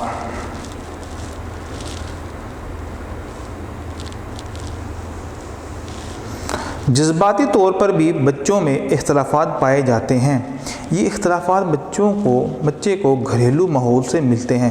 ان میں یہ اختلافات کئی صورتوں میں ظاہر ہوتے ہیں۔ بعض بچے غصیلے ہوتے ہیں، یعنی کہ غصے والے ہوتے ہیں، یعنی کہ ان میں غصہ ناک پر رکھا ہوتا ہے، فل بدید ہو جاتے ہیں، یعنی ذرا سی بھی بات کو وہ برداشت نہیں کرتے ہیں اور آپے سے باہر ہو جاتے ہیں، اور حتیٰ کہ کچھ بچے ایسے ہیں وہ ہاتھ تک اٹھا لیتے ہیں۔ بعض ہنسمکھ، ملنسار، شرمیلے، خوفزدہ، متلون مزاج، یعنی کہ مختلف مزاج بچوں کی یہ جذباتی کیفیات ان کے کام کرنے کی صلاحیت کو متاثر کرتی ہے۔ غصہ میں بچہ اچھے برے کی تمیز بھول جاتا ہے، اس سے بہت سی باتیں یاد نہیں رہتی ہیں، وہ بے چینی کا شکار رہتا ہے، اس کی سوچ منفی انداز کی ہو جاتی ہے۔ اس طرح متلون مزاج بچے بھی کسی کام کو توجہ اور تسلسل سے نہیں کر سکتے ہیں، یعنی کہ جن کا مزاج ہی عجیب سا ہے، عجیب سی ان کی سوچ ہے۔ آپ نے دیکھا ہوگا کلاس کے اندر بہت سے ایسے بچے ہیں جو چپ بیٹھتے ہیں، کوئی بات بھی نہیں کرتے ہیں اور سوچتے رہتے ہیں، اور پتہ نہیں اور ان کی سوچ کس طرح کی ہوتی ہے اور کیا سوچتے ہیں یہ تو ان کی پتہ ہوتا ہے۔ تو ایسے بچے بھی جو ہے وہ تعلیم کو اور تعلم کے عمل کو صحیح طرح جاری نہیں کر سکتے ہیں۔ اور آخری پوائنٹ ہے معاشرتی اختلافات۔ ان اختلافات میں دو طرح کے اختلافات شامل ہیں۔ اولاً معاشرے کے افراد کے آپس میں تعلقات اور لوگوں کا رہن سہن۔ دوم افراد معاشرہ کی معاشی سیاسی حیثیت۔ اگر بچے کے تعلقات اپنے بزرگوں اور افراد معاشرہ کے ساتھ اچھے ہوں گے تو وہ اپنے بزرگوں سے بہت سی موضوع باتیں سیکھیں گے، ٹھیک ہے۔ یہ بڑا اثر ہوتا ہے کہ جو بڑوں سے بڑی چیزیں، اچھی چیزیں جو ہے وہ سیکھتے ہیں، ان کو اچھے آداب آ جائیں گے۔ اگر وہ نیک صحبت میں رہتا ہے تو اس کا تعلم مثبت ہوگا، برے لوگوں سے تعلقات اس کے تعلم میں منفی اور برے اعمال پیدا کرنے کا سبب بنیں گے، پھر وہ اس ماحول میں رہے گا، اسی ماحول سے متعلق باتیں اس کے علم کا حصہ بنے گی۔ یہ بات ایک شہری اور دیہاتی بچے میں موجود علمی اور عملی اختلافات کی صورت میں نظر آئے گی۔ گھریلو ماحول اچھا ہوگا تو بچے کے تجربات میں بہتر علم، رویے اور مہارتیں پیدا کرے گا۔ تو جس طرح کا اس بچے کو ایک معاشرے کا ماحول ملے گا، معاشرے کا ماحول بھی بڑا اثر کرتا ہے کہ بچے کے اندر جو تبدیلی واقع ہوتی ہے۔ اگر ایک محلے کے اندر رہ کر جہاں پر اس کی جو یاری دوستی ہوتی ہے، اس کے دوست ہوتے ہیں، تو دوست یا اچھے ہوں، ان کی تربیت بڑی اچھی ہوئی ہو تو وہ اس پر بھی ان کا رنگ چڑھ سکتا ہے۔ لیکن ان کے جو دوست ہیں وہی چور ہوں اور فراڈیاں ہوں اور دھوکہ دینے والے ہوں، اور پھر اس کے ساتھ دوستی بھی ہو، پھر ایک وقت آئے گا اس کا اس پر اثر پڑے گا اور یہ بھی اسی کی صف میں چلے جائیں گے۔ تو یہ بیٹا ہمارا کوشچن تھا، انفرادی اختلافات یعنی کہ جو انڈیویجولی طور پر ہر بچے کے اندر جو ایک دوسرے سے جو منفرد چیزیں ہوتی ہیں وہ ہم نے پڑھی ہیں۔ تو یہاں تک اس کا کمپلیٹ آنسر ہے۔ آگے ہم پڑھتے ہیں لاسٹ کوشچن، کوشچن نمبر 5۔ ذہنی اور تعلیمی استعداد میں اختلافات کے بچوں کے تعلیم پر کیا اثرات مرتب ہوتے ہیں، مثالوں سے واضح کریں۔ یعنی ذہنی اور تعلیمی استعداد میں، استعداد کہتے ہیں طاقت کو، اس میں جو اختلافات ہوتے ہیں تو یہ کتنا ایک رکاوٹ کا باعث بنتے ہیں۔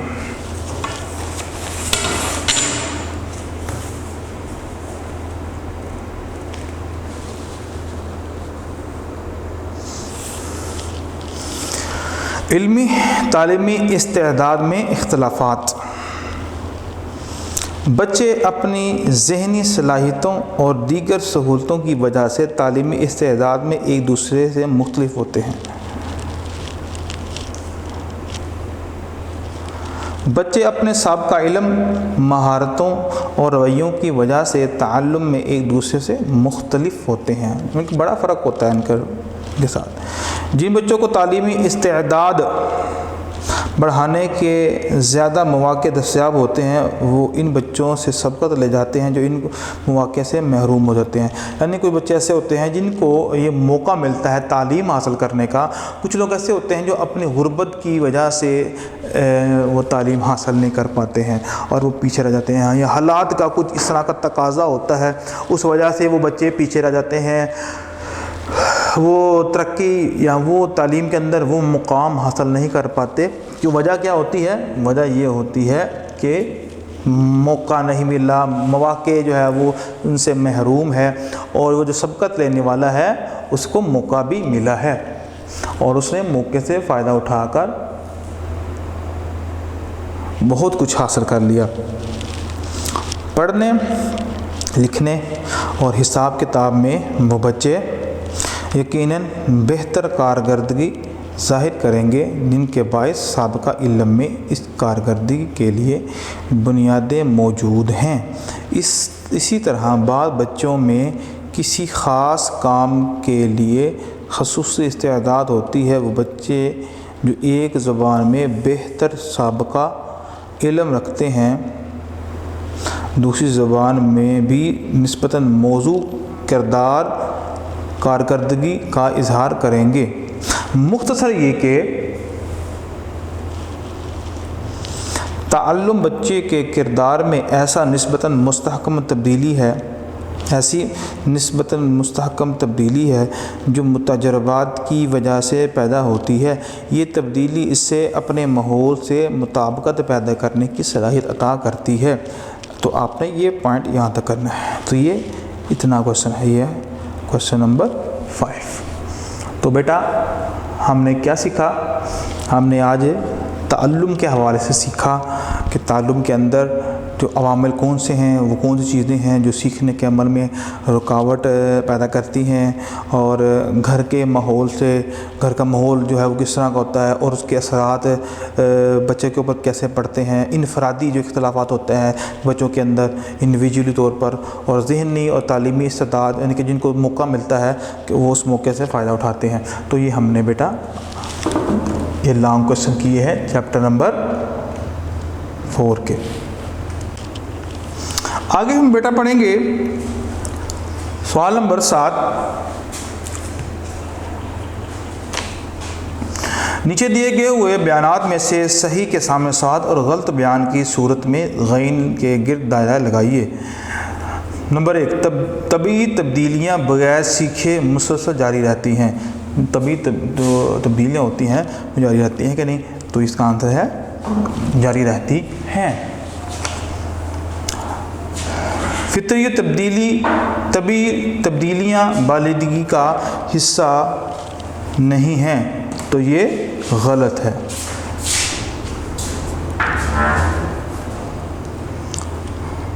تعلم کے عمل کے نتیجے میں کردار میں آنے والی تبدیلی مستقل نہیں ہوتی ہے، تو وہ مستقل ہوتی ہے، تو یہ بھی کیا ہے؟ غلط ہے۔ تعلم کے نتیجے میں بچے کے کردار میں ایسی تبدیلیاں پیدا ہو جاتی ہیں جو آئندہ پیش آنے والے مسائل کو حل کرنے میں مدد کرتی ہے، تو یہ آنسر بالکل ٹھیک ہے اس کا۔ تعلم کے ذریعے فرد کے صرف کسی ایک پہلو میں بہتری آتی ہے جبکہ اس کے کردار کے دوسرے پہلو متاثر ہوتے ہیں، نہیں، یہ غلط ہے، ہر حوالے سے بہتری ہوتی ہے۔ بچے کی جسمانی بالغی و نشوونما تعلم پر بالکل اثر انداز نہیں ہوتے ہیں، کہ جو جسم کی جو بچے کی جسمانی جو بالغی ہوتی ہے وہ اثر انداز ہوتی ہے کہ نہیں، یہ جو ہے وہ غلط ہے۔ بچہ اچھی یا بری عادتیں پہلے گھر سے سیکھتا ہے، بالکل ٹھیک ہے۔ یہ غصے کی حالت میں بچہ صحیح فیصلہ کرنے اور اچھے برے میں تمیز کرنے کے قابل ہو جاتا ہے، تو یہ غلط ہے۔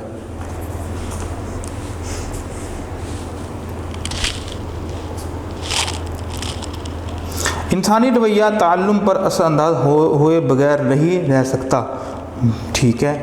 سابقہ معلومات رکھنے والے بچے بہتر کارکردگی کا مظاہرہ کرتے ہیں، یہ بالکل ٹھیک ہے۔ تو ہم نے اس میں سے 5 صحیح ہیں اور 5 ہی غلط ہم نے نشان لگا دیے، تو بیٹا آپ اس کو نوٹ کر لیں۔ آگے سوال نمبر 8 ہے، درج ذیل جملوں میں خالی جگہ پر کریں۔ انسان میں مسلسل و متواتر ڈیش پیدا ہوتی رہتی ہیں تبدیلیاں، یہ میں یہاں پر لکھتا ہوں بڑا کر کے۔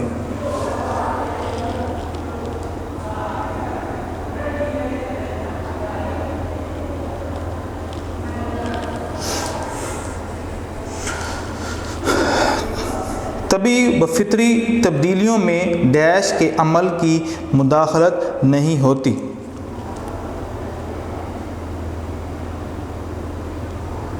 سیکھنے کے عمل کی مداخلت نہیں ہوتی ہے، یعنی کہ یہ جو طبعی و فطری جو عمل ہوتا ہے یہ انسان سیکھتا نہیں، یہ بائی نیچر ہوتا ہے۔ طبعی تبدیلیاں عموماً ڈیش کا حصہ ہوتی ہیں، بالغی۔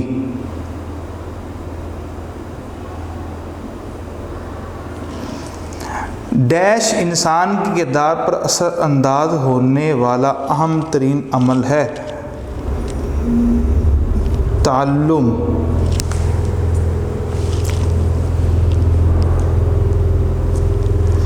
تجربات سے گزرنے کے بعد انسان اپنے مسائل کو حل کرنے کے ڈیش تلاش کر لیتا ہے، طریقے۔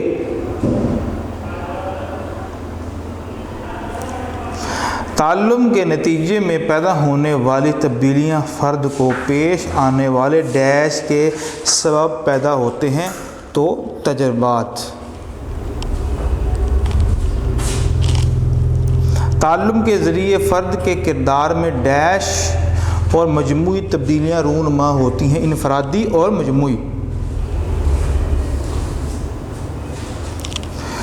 ہر بچے میں نشوونما کی رفتار ڈیش نہیں ہوتی ہے۔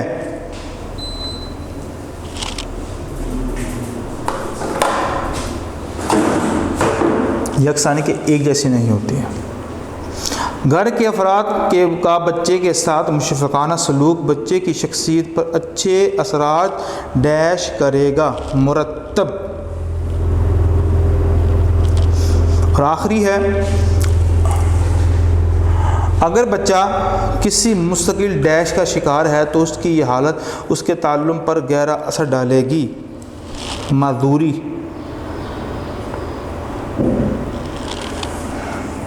تو یہ بیٹا ہم نے فل ان دا بلینک بھی کر لیے ہیں اور اس میں جو صحیح اور غلط ہیں اور ہم نے وہ بھی کر لیے ہیں۔ اب ہم پڑھتے ہیں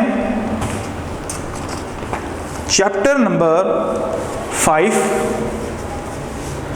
ٹھیک ہے، یہ ہے چیپٹر نمبر 5 ہے، گھر، سکول اور معاشرہ.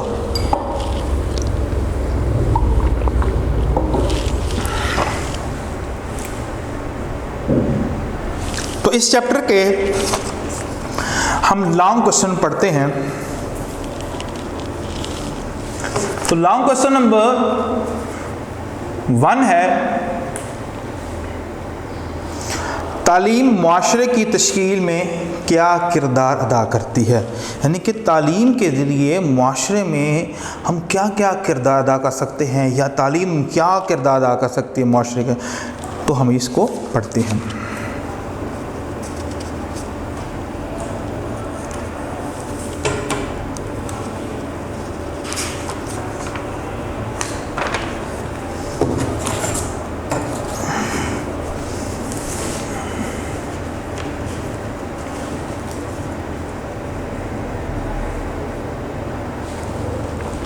معاشرے کی تشکیل میں تعلیم کا کردار.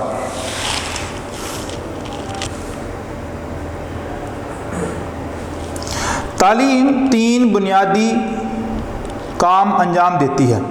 ٹھیک ہے، بیسیکلی 3 جو ہے وہ اس کے کام ہیں. نمبر 1، علم و مہارتوں کی نئی نسل کو منتقلی، ثقافت کی حفاظت اور اس کی نئی نسل کو منتقلی، معاشرتی زندگی کی تشکیل. علم میں اضافے کے ساتھ ساتھ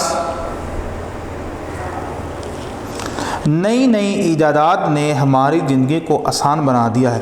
آپ نے دیکھا ہے کہ جو ایجادات ہوتی ہیں، جو انوینشن ہوتی ہیں، اس سے کچھ زندگی آسان بھی ہوتی ہے.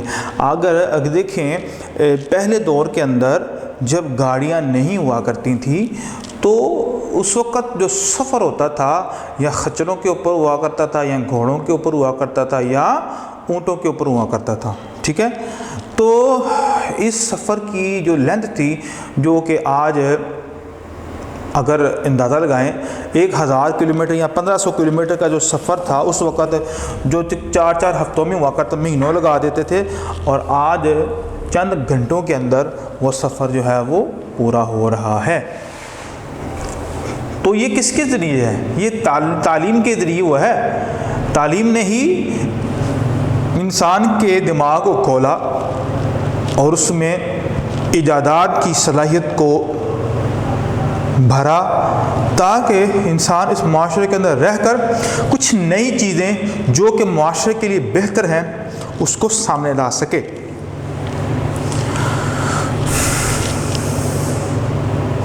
ذرائع رسول و رسائل بہتر ہو گئے. اب پہلے زمانوں کے اندر یہ ہوا کرتا تھا کہ اگر فون کرنا ہوتا تھا تو محلے میں ایک ہی فون ہوتا تھا. اگر کسی کا کوئی باہر رہتا تھا تو اس کو فون کرنے کے لیے سارے اس اکیلے گھر میں آتے، یا خط کا سلسلہ ہوا کرتا تھا جو مہینوں بعد جا کر کہیں پر جو ہے وہ جواب آتا ہے، اور پھر مہینوں بعد جا کر پھر اس کا خط پہنچتا ہے.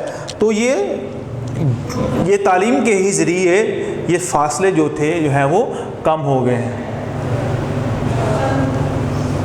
فاصلے سمٹ گئے ہیں، چیزوں کا معیار پہلے سے بہتر ہو گیا ہے، لیکن زندگی میں مقابلے کا رجحان پہلے سے بڑھ گیا ہے. مثلا دیہاتی زندگی میں مشینی کاشت، بہتر بیج، کیڑے مار ادویات کے استعمال سے فصلوں کی پیداوار میں اضافہ ہوا ہے. بہت سارے دستی کام مشینوں کے کیے جاتے ہیں. یعنی کہ تعلیم کا فائدہ دیکھیے، کیونکہ آبادی کے بڑھنے کے ساتھ ساتھ چیزوں کی جو کھپت ہوتی ہے وہ بھی بڑھ جاتی ہے. تو اگر اس کا کوئی خاص اہتمام نہ کیا جائے تو پھر بہت بڑے مسائل کا انسان جو ہے وہ سامنا کرنا پڑتا ہے. تو پہلے جو وقتوں میں جو کپڑا بنتا تھا وہ لکڑی کی مشینیں ہوا کرتی تھی، ہاتھ کے ساتھ اس کو اوپر نیچے کر کے کپڑا بنایا کرتا تھا. جو کپڑا ایک دن کے اندر 1 یا 2 سوٹ بناتا تھا جو مشین ہوتی، آج وہ جو مشینیں بنی ہوئی ہیں وہ کتنے سوٹ جو ہے وہ کتنے گز جو وہ کپڑا جو ہے وہ 1 دن کے اندر ہی بنا دیتی ہے. فاصلے ختم ہو گئے ہیں، اور پہلے جو فصلیں کاشت ہوا کرتی تھی جن میں اگر 50 ایکڑ زمین ہے اس میں اگر 100 من یا 200 من اگر پہلے دوروں میں نکلتے تھے، اور آج کے دور میں وہ اس کی جو مقدار ہے وہ ڈبل ہو چکی ہوئی ہے۔ بہت سارے دستی کام مشینوں سے کیے جاتے تھے، سڑکوں کا جال پھیلا دیا گیا اور فصلوں کی بہتر قیمت وصول ہونے لگی۔ یعنی کہ پہلے وقتوں کے اندر جو کاشتکاری ہوا کرتی تھی تو کاشتکار حضرات کو ان کی اتنی قیمت نہیں دیا کرتی، اور اب چونکہ جدید دور آ چکا ہوا ہے اور تعلیم ہی کی وجہ سے اتنی ترقی ہوئی، اب جو فصلیں کاشت ہوتی ہیں اس کے بعد کاٹی جاتی ہیں، پہلے لوگ ہاتھوں سے کاٹا کرتے تھے، اب تو مشینوں کا دور آ چکا ہوا ہے، لوگ ہفتہ 2 ہفتہ لگا دیتے تھے، اور آج چند گھنٹوں کے اندر وہ ساری کی ساری فصلیں جو ہے وہ کٹ جاتی ہیں، سامان بالکل تیار ہو جاتا ہے۔ سڑکوں کا جال پھیلا دیا گیا، فصلوں کی بہتر قیمت وصول ہونے لگی، پانی کے ضیاع کو روکنے کے لیے پختہ کھالیں تعمیر کیے گئے ہیں، اجناس اور پھلوں کی بیرون ملک تجارت کی حکومت حوصلہ افزائی کر رہی ہے، کاغذ، کپڑا، کیمیکل آلات، مشین بنانے کے لیے بیرون ملک سے جدید ٹیکنالوجی حاصل کی گئی ہے، لوگوں کو باخبر رکھنے کے لیے اخبار، رسائل، ریڈیو، ٹیلی ویژن اپنا کردار ادا کر رہے ہیں، بینکنگ، ہوٹلنگ اور گھر سازی کی صنعت میں جدید رجحانات کو متعارف کروایا گیا ہے۔ ان تمام اقدامات نے معاشرتی زندگی میں ایک ایسا انقلاب برپا کیا ہے جس کی چند باتیں ذیل میں دی جا رہی ہیں۔ تو یہ جو وقت کے گزرنے کے ساتھ ساتھ معاشرے کے اندر جو بہت بڑی تبدیلیاں آئی ہوئی ہیں کہ وہ جو کام جس کو کئی لوگ مل کر کیا کرتے تھے، آج وہ مشینوں کے ذریعے چند سیکنڈوں کے اندر یا چند منٹوں کے اندر وہ کام ہو رہے ہیں۔ پانی کے ضیاع کو بھی روکنے کے لیے وہ ایک سسٹم بنا دیا گیا ہے جس کو ہم پنجابی میں سوا وغیرہ کہتے ہیں، اس کے ذریعے پانی لگ جاتا ہے، اور یہ جو پھل اور اناج وغیرہ اس کی باہر ملک میں اس کو ہم امپورٹ کرتے ہیں، ایکسپورٹ کرتے ہیں اس کی، اور کچھ چیزیں ہم پاکستان میں امپورٹ کرتے ہیں، کچھ ایکسپورٹ کرتے ہیں پاکستان سے۔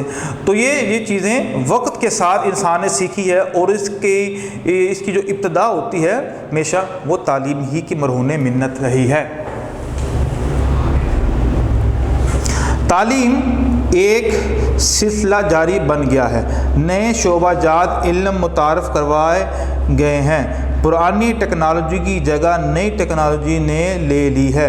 اب آپ نے دیکھا ہوگا ابتدا کے اندر جب کمپیوٹر آیا تھا اور اس کمپیوٹر نے دنیا کے اندر ایسا انقلاب برپا کیا، اور ایسے کام اور ایسے حساب و کتاب والے معاملات جو کہ کئی دفتروں پر مشتمل ہوتے تھے اور اس کے لیے کئی کاپیاں چاہیے تھیں، اس کو چند سیکنڈوں کے اندر اور ایک کلک کے اوپر سب کچھ اکٹھا اور بڑے بترتیب اور بڑے سلیقے کے ساتھ اس کو جمع کر دیا ہے۔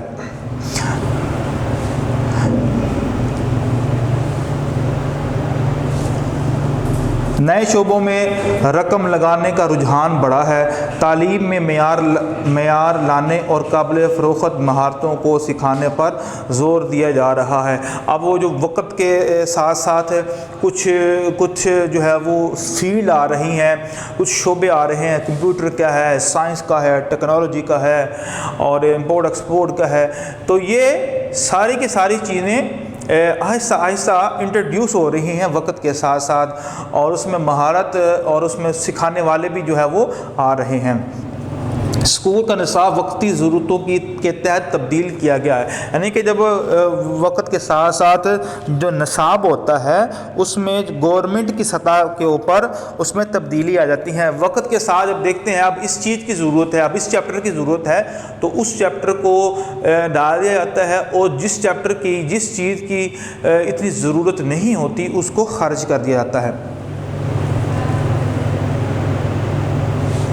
خواتین کو ملازمتوں اور تعلیم میں یکساں حصہ ملنے لگا۔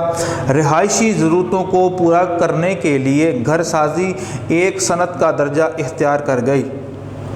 شہروں کی طرف نقل مکانی روکنے کے لیے مقامی طور پر سہولت فراہم کی گئی۔ اب آپ نے دیکھا ہوگا کچھ لوگ جو تھے دیہاتوں میں رہنے والے، ان کا یہ مسئلہ ہوتا تھا کہ ان کو اگر بینک سے پیسے لینے ہیں تعلیم کے لیے یا کوئی بھی معاملہ کے لیے شہر آنا پڑتا تھا، تو لہذا ان کے لیے بھی یہ ساری کی ساری سہولتیں رکھ دی گئیں کہ دیہاتوں میں ہی بینک بنا دیے گئے، سرکاری اسکول بنا دیے گئے، ہسپتال وغیرہ وغیرہ بنا دیے گئے۔ تو یہ آہستہ آہستہ انقلاب پیدا ہوا۔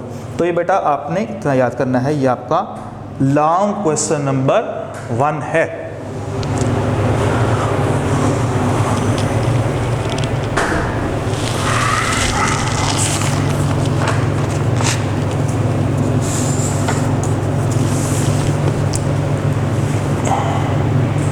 آگے ہم بڑھتے ہیں، اسکول اور کمیونٹی کے تعلقات میں بہتری لانے کے لیے کیا اقدامات کیے جانے چاہئیں؟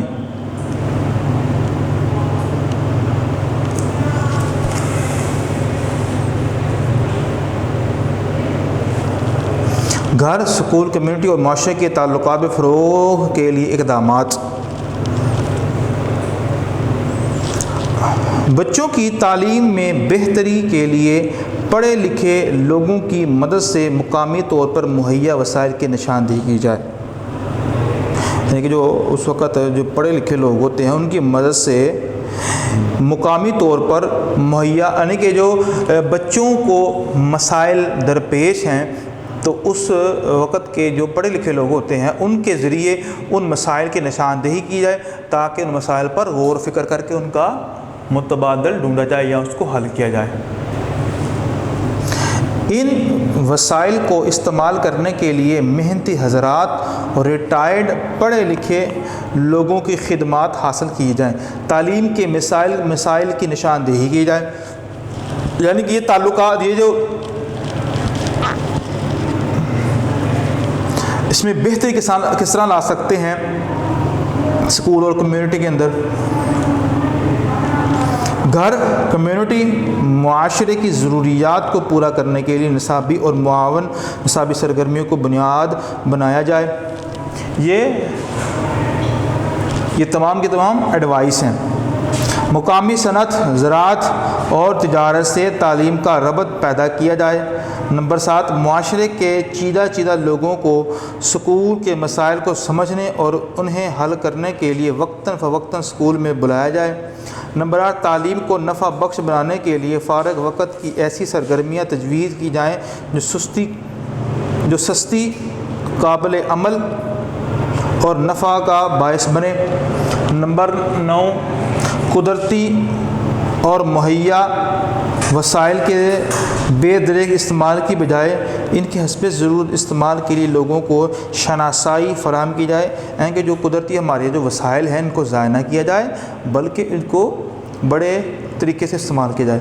10ویں نمبر پر ان امور میں تعلیم دی جائے جو گھر، اسکول، کمیونٹی کی ضروریات اور انسان کی معاشی حالت کو بہتر بنا دے۔ اور 10، وقتاً فوقتاً گھر، اسکول اور کمیونٹی کی ضرورتوں کا جائزہ لیا جاتا رہے اور اس کے مطابق نصاب میں تبدیلی کی جائے۔ تو یہ تعلقات جو ہے وہ تعلقات اس طرح بہتر ہو سکتے ہیں گھر، اسکول، کمیونٹی اور معاشرے کے۔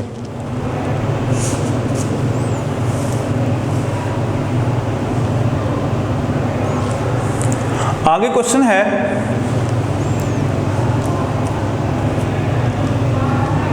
تعلیم کے ساتھ ساتھ معاشرے کی اصلاح اور تشکیل کے لیے اسکول کا کردار بیان کریں۔ یعنی تعلیم کی وجہ سے معاشرے کی جو اصلاح ہوتی ہے اور اس کی جو تشکیل پائی جاتی ہے تو اس میں اسکول کا جو کیا کردار ہے۔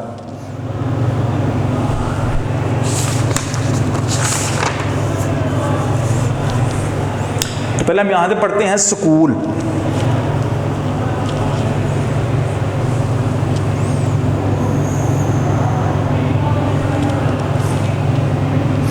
ہر معاشرہ اپنی نئی نسل کی تربیت کا پابند ہوتا ہے۔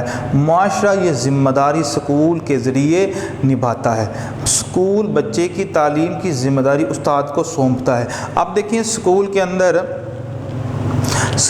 اندر جب بچہ جاتا ہے تو اس کو اساتذہ کے سپرد کیا جاتا ہے۔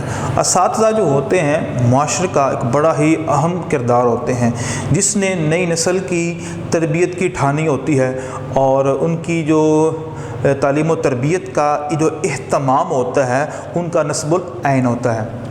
استاد طالب علم کو اچھا شہری اور مفید رکن معاشرہ بناتا ہے۔ اسی وجہ سے علامہ اقبال نے استاد کو روح انسان کا معمار قرار دیا ہے۔ تربیت اور اسکول کی حدود کا علیحدہ کرنا ممکن نہیں۔ تربیت اور اسکول کی حدود کا علیحدہ کرنا یعنی کہ جو تربیت ہے بچے کی جو صحیح طور پر پہلی تو ماں باپ کی گود ہے، گھر کا ماحول ہے، اور اس کے بعد جب بچہ تھوڑا بہت بڑا ہوتا ہے، بولنا شروع کرتا ہے، جب اساتذہ کے پاس جاتا ہے تو اب سب سے اہم کردار اساتذہ کا ہوتا ہے بچے کی تعلیم و تربیت کے حوالے سے۔ گھر اور اسکول کی تربیت کے اثرات بچے کی شخصیت پر بڑے گہرے ہوتے ہیں۔ گھر اور اسکول بچے میں ذہنی، اخلاقی، جمالیاتی اور روحانی اقدار کی یکساں تعمیر کرتے ہیں۔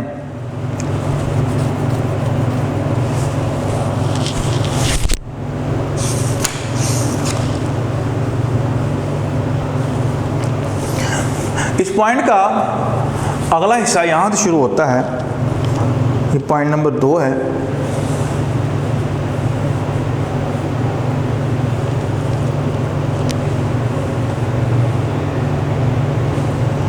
اسکول بچے کی آزادی کو کچھ پابندیوں کا عادی بناتا ہے۔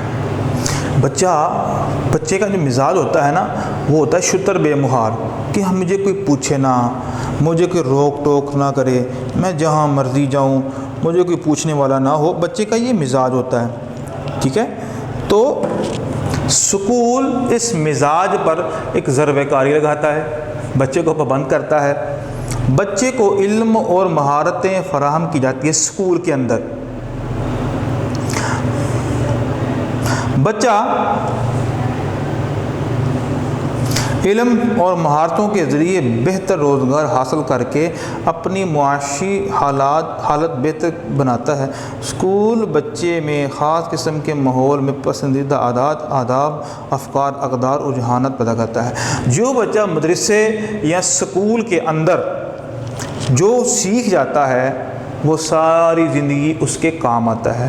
اور ہمارے اساتذہ کہا کرتے تھے کہ جو مدرسے یا اسکول میں بگڑ گیا، دنیا کی کوئی طاقت اس کو سیدھا نہیں کر سکتی ہے، کیونکہ یہ وہ جگہ ہے جہاں پر انسان کا جو کردار ہے وہ بڑا بہترین ہوتا ہے، اور اس کے اندر انقلاب آتا ہے اور اس میں تبدیلیاں رونما ہوتی ہیں۔ اب یہ بچہ اب وہاں سے جہاں سے اس کو بہت کچھ ملنا تھا اور زندگی کی جو ترقی کی جو منازل ہیں اس کو طے کرنے کا ایک سلوشن ملنا تھا، لیکن اس بچے نے وہاں سے کچھ حاصل نہ کیا ہے، تو لہٰذا وہ ساری زندگی کسی سے بھی نہ فائدہ حاصل کر سکتا ہے اور نہ کسی کو فائدہ دے سکتا ہے۔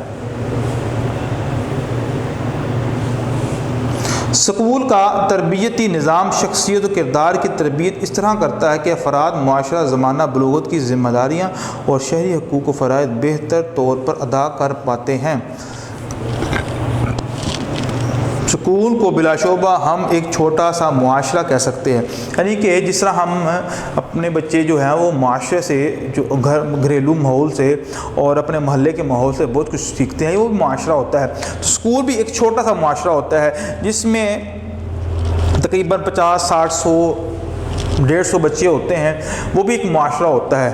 تو جو بچے ہوتے ہیں وہاں سے بہت کچھ سیکھتے ہیں، یا ان کے اندر ڈپینڈ کرتا ہے اچھا سیکھیں یا برا سیکھیں۔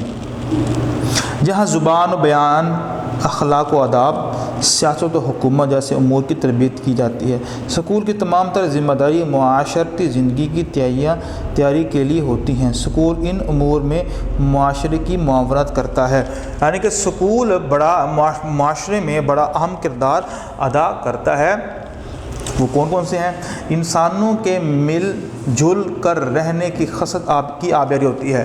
اب کچھ لوگ ایسے ہوتے ہیں جو تنہا پسند ہوتے ہیں، وہ لوگوں میں رہنا پسند نہیں کرتے ہیں، تو سکول ہی کی وجہ سے ان کے اندر یہ صلاحیت پیدا ہوتی ہے، اور سکول ہی کی مرہون منت وہ آپس میں مل جل کر اور گھل مل کر رہنے کو پسند کرتے ہیں۔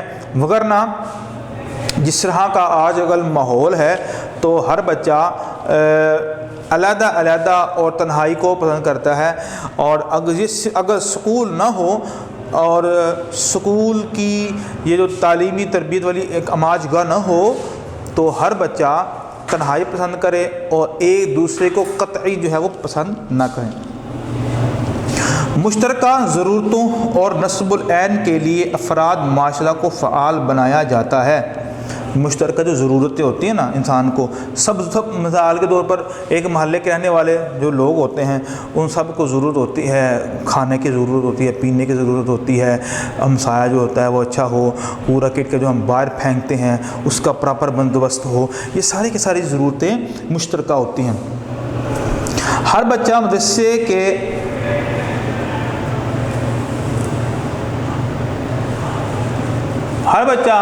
مدرسے کے معاشرتی ماحول سے مطابقت پیدا کرنے کی کوشش کرتا ہے، یعنی کہ جو مدرسے میں جو ماحول ہوتا ہے اس میں وہ مطابقت پیدا کرنے کی کوشش کرتا ہے کہ جس طرح کا ماحول ادھر ہے وہی ماحول میں اپنے گلی اور محلے میں لے کے آؤں۔ بچے کی عادات و صفات، احساسات، جذبات اور صلاحیتیں سکول کے ماحول کی وجہ سے پیدا ہوتی ہیں۔ بچے کے اندر جو خوبیاں ہوتی ہیں اور ان کے اندر جو معاشرے کا جو احساس ہوتا ہے، جذبات ہوتے ہیں اور کام کرنے کی جو صلاحیت ہوتی ہے، یہ سکول ہی کی وجہ سے ہوتی ہے۔ اگر معاشرے میں سکول نہ ہو اور تعلیم کے یہ مراکز نہ ہوں تو بچہ کبھی بھی مفید شہری نہیں بن سکتا ہے، اس کے اندر احساس نہیں آ سکتا ہے، اس کے اندر جذبات نہیں آ سکتے ہیں، اس کے اندر یہ صلاحیتیں نہیں آ سکتی ہیں جو کہ ہمارے معاشرے اور ماحول کے لیے انتہائی بہتر ہے۔ سکول بچے کو معلومات، عادات اور مہارتیں مہیا کر کے ثقافتی ورثے کو منتقل کرتا ہے، یعنی کہ سکول کے اندر ہم بچے پڑھتے ہیں بہت سی چیزیں، مثال کے طور پر یہ ہم پڑھ رہے ہیں ایجوکیشن، یا ہم مطالعہ پاکستان پڑھتے ہیں۔ اب مطالعہ پاکستان کے اندر کچھ ہماری تاریخ بھی ہے، کچھ ثقافتی بھی چیزیں ہیں، ہمارے ملک کے خد و خال ہے، ہمارے ملک کا پانی کا جو نظام ہے، پہاڑوں کا نظام ہے، موسم کا نظام ہے، یہ ساری باتیں وہ بتلائی جاتی ہے جو کہ عام معاشرے کے اندر نہیں بتائی جاتی۔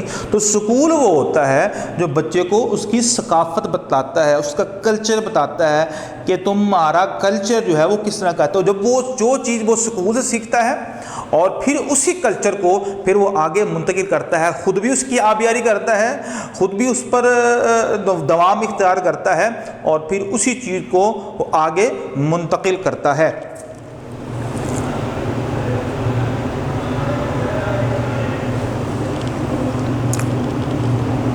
سکول بچے کی سرگرمی میں تبدیلی پیدا کر کے بدلتے ماحول سے مطابقت کی صلاحیت پیدا کرتا ہے۔ اب آپ نے دیکھا وقت کے گزرنے کے ساتھ ساتھ ماحول بھی بہت تبدیل ہوتا ہے، لوگوں کے مزاج بھی تبدیل ہوتے ہیں، لوگوں کی سوچ بھی بڑی مختلف ہوتی ہے، لوگوں کے لباس مختلف ہو جاتے ہیں، رہن سہنے کا طریقہ کار مختلف ہو جاتا ہے۔ تو وقت کے ساتھ کس طرح بدلا جائے، وقت کے ساتھ اپنے آپ کو کس طرح ایڈجسٹ کرنا ہے، تو یہ کون سکھاتا ہے؟ یہ کون سکھلاتا ہے؟ یہ سکول سکھلاتا ہے۔ تو سکول آگے پوائنٹ نمبر 7 ہے، سکول ذہنی، جسمانی، جذباتی، معاشرتی، سیاسی، روحانی، اخلاقی، جمالیاتی طور پر متوازن شخصیات پیدا کرتا ہے۔ تو اب دیکھیں ہمارے جتنے بھی بڑے بڑے سیاستدان اور مفکر، مدبر، شاعر، وہ اسی سٹیج سے گزر کے گئے ہیں. وہ بھی ان میں سے کوئی بھی اسکول پڑھا کرتا تھا، وہ بھی کلاس میں بیٹھ کر تختیاں لکھا کرتے تھے، اساتذہ کی جھڑکیں برداشت کیا کرتے تھے، بلکہ مار بھی کھایا کرتے تھے. اور پھر وقت کے ساتھ ساتھ ان کے اندر ایک قائدانہ صلاحیت پیدا ہو گئی، ایک سیاست والی چنگاری پیدا ہو گئی، ان میں ایک روحانی تربیت ہو گئی، اخلاقی تربیت ہو گئی، ہر معاشرے کی خوبصورتی جو ہے وہ ان کے اندر آ گئی. یہ ڈیپینڈ کرتا ہے سیکھنے والے کے اوپر کہ وہ جو سیکھنے والا ہوتا ہے اس کے اندر کتنی لگن ہے، کتنا شوق ہے. تو یہ بیٹا ہمارا یہاں تک کویسچن کمپلیٹ ہوتا ہے کہ سکول کس طرح تربیت کرتا ہے، اس کا کیا کردار ہے بچے کی تعلیم و تربیت کے حوالے سے. تو یہ ہم نے نوٹ کیا ہے. تو دوبارہ میں آپ کو بتا دیتا ہوں، یہ سکول کا پوائنٹ یہ دیکھ لیجیے پیج نمبر 32 کے اوپر، چیپٹر نمبر 2 گھریلو، گھر، سکول اور معاشرہ. اس کا یہ والا پوائنٹ یہاں سے لے کے یہاں تک، اور آگے سکول بچے کی آزادی یہاں سے لے کر یہاں تک.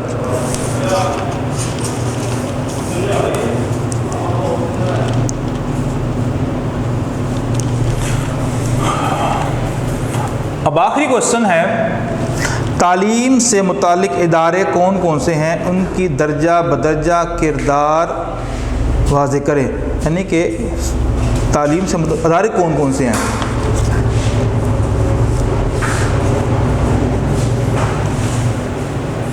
تو یہ ہے کوشچن نمبر 4.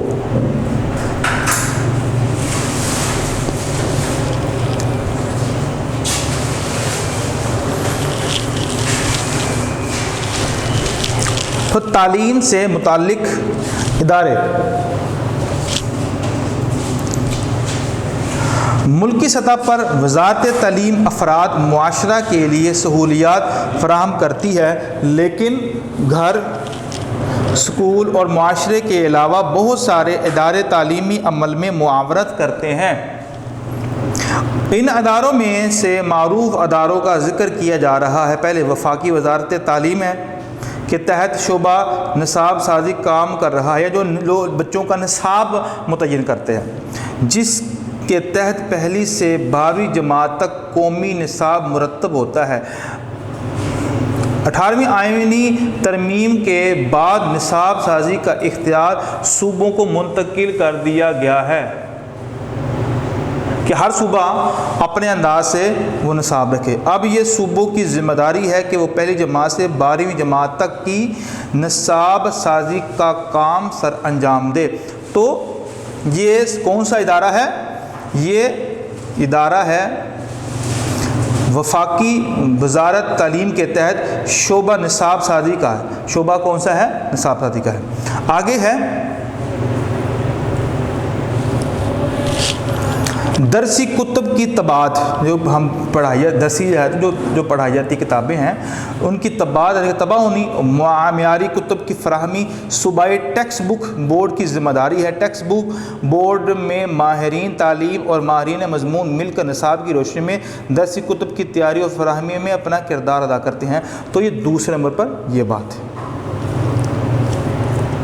جو ٹیکسٹ بک جس سے ہم پڑھ رہے ہیں تو ان کو وہ مرتب کرتے ہیں، ان کی تباہ کرتے ہیں. نمبر 3 کے اوپر board of intermediate and secondary education طلباء کو ثانوی اور اعلیٰ ثانوی درجوں کی تعلیم کی تکمیل پر اسناد تقسیم کرتے ہیں. امتحانات میں یکساں معیار کو پیش نظر رکھا جاتا ہے. طلباء ان اسناد کی بنیاد پر ملازمت یا اعلیٰ تعلیم کے اداروں میں داخلہ لے سکتے ہیں. اب جو بچے ایف اے یا بی اے کر لیتے ہیں ان کے لیے پھر جو جاب ہوتی ہے، نوکری جو ہوتی ہے، اس کے بھی راستے فراہم ہو جاتے ہیں. یا انہوں نے اگر ہائی ایجوکیشن حاصل کرنی ہے، کوئی یونیورسٹیز کے اندر جو ہے وہ پڑھنا ہے، کالجز کے اندر پڑھنا ہے، تو ان کے لیے بھی یہ سہولتیں فراہم کرنے کی جاتی ہے. وہ کس کی طرف سے ہے؟ Board of intermediate and secondary education. آگے ہے مہنگی اور بیرون ملک چھپی ہوئی کتابوں کو سستے داموں طلباء کو فراہم کرنے کے لیے نیشنل بک فاؤنڈیشن، یہ ایک اور ادارہ ہے، چوتھا ادارہ ہے. نیشنل بک فاؤنڈیشن اپنی خدمات سر انجام دیتی ہے. یہ ادارہ طب, अकाउंट्स, मैनेजमेंट, कंप्यूटर, कानून और दीगर शोबों से मुतल्लिका कुतुब छाप कर सस्ते दामों फराहम करता है। यानी कि जो बुक्स बाहर के ममालिक में पढ़ाई जाती हैं, जिनकी जो प्राइस जो है वो बहुत ज़्यादा है और यहाँ पर बच्चे अफोर्ड नहीं कर सकते हैं, तो उनको यहाँ पर प्रिंट करवा कर सस्ते दामों बेची जाती है ताकि बच्चे इन किताबों को ख़रीद भी सकें बआसानी और फिर इसको आगे सही तरीके से पढ़ भी सकें। असातिज़ा की तदरीस को मौसर बनाने के लिए समी बसरी मुआवनत बहुत अहमियत है। वफाकी इदारा बराए आलात तालीम असातिज़ा के लिए सस्ते और काबिल अमल आलात मुआवनात तैयार करता है जो उन्हें इन स्कूलों में सरकारी तौर पर फराहम किए जाते हैं। वक्त के साथ तालीम भी महंगी होती चली जा रही है। बाद औक़ात लायक और मेहनती तलबा भी माली वसाइल न होने की वजह से तालीम को खैराबाद कहे जा रहे हैं। अब देखिए हर बंदे के हालात मुख्तलिफ हैं, ठीक है, और उस हालात कुछ लोग ऐसे होते हैं जो हालात के साथ सर्वाइव कर जाते हैं, कुछ नहीं कर पाते हैं, कुछ तालीम को छोड़ देते हैं और कुछ लोग तालीम के अमल को जारी रखते हैं। हालात की संगीनियाँ जो है वो उसको एक तरफ रख कर वो पढ़ते रहते हैं। तो इस हवाले से इस मसले पर गौर और इसके हल के लिए पंजाब एजुकेशन फाउंडेशन वज़ाइफ का इजरा करती है, यानी उन तलबा के लिए वज़ाइफ का एहतमाम करती है जिनके पास कोई इतने ज़्यादा जो है वो सहूलतें नहीं हैं पढ़ाई के लिए, तो उनको पैसे फराहम करती है ताकि तलबा बआसानी अपनी तालीम मुकम्मल कर सकें। उस्ताद निज़ाम तालीम का एक बहुत अहम रुकन है। असातिज़ा की तरबियत दो सतह पर की जाती है। मुलाज़मत से कबल तरबियत पहली सतह की तरबियत कहलाती है, जबकि जदीद इल्म से शनासाई के लिए वक्तन फ़वक्तन दौरान मुलाज़मत तरबियत का बंदोबस्त भी किया जाता है। इस सिलसिला में हुकूमत के इदारे और निजी तंजीमी बढ़ चढ़ कर हिस्सा लेते हैं। और आखिरी पॉइंट है, तालीम में तहकीक की अहमियत से इनकार नहीं किया जाता है। आला सतह पर तहकीक की सहूलियात से फ़ायदा उठाने के लिए हायर एजुकेशन कमीशन यानी कि HEC जो हम कहते हैं से मदद ली जाती है, जबकि कुछ निजी इदारे और आलमी तंजीमें इब्तदाई, सानवी और आला तालीम से मुतअल्लिक़ा मसाइल की तहकीक के लिए माली और फ़नी मुआवनत फराहम करती हैं।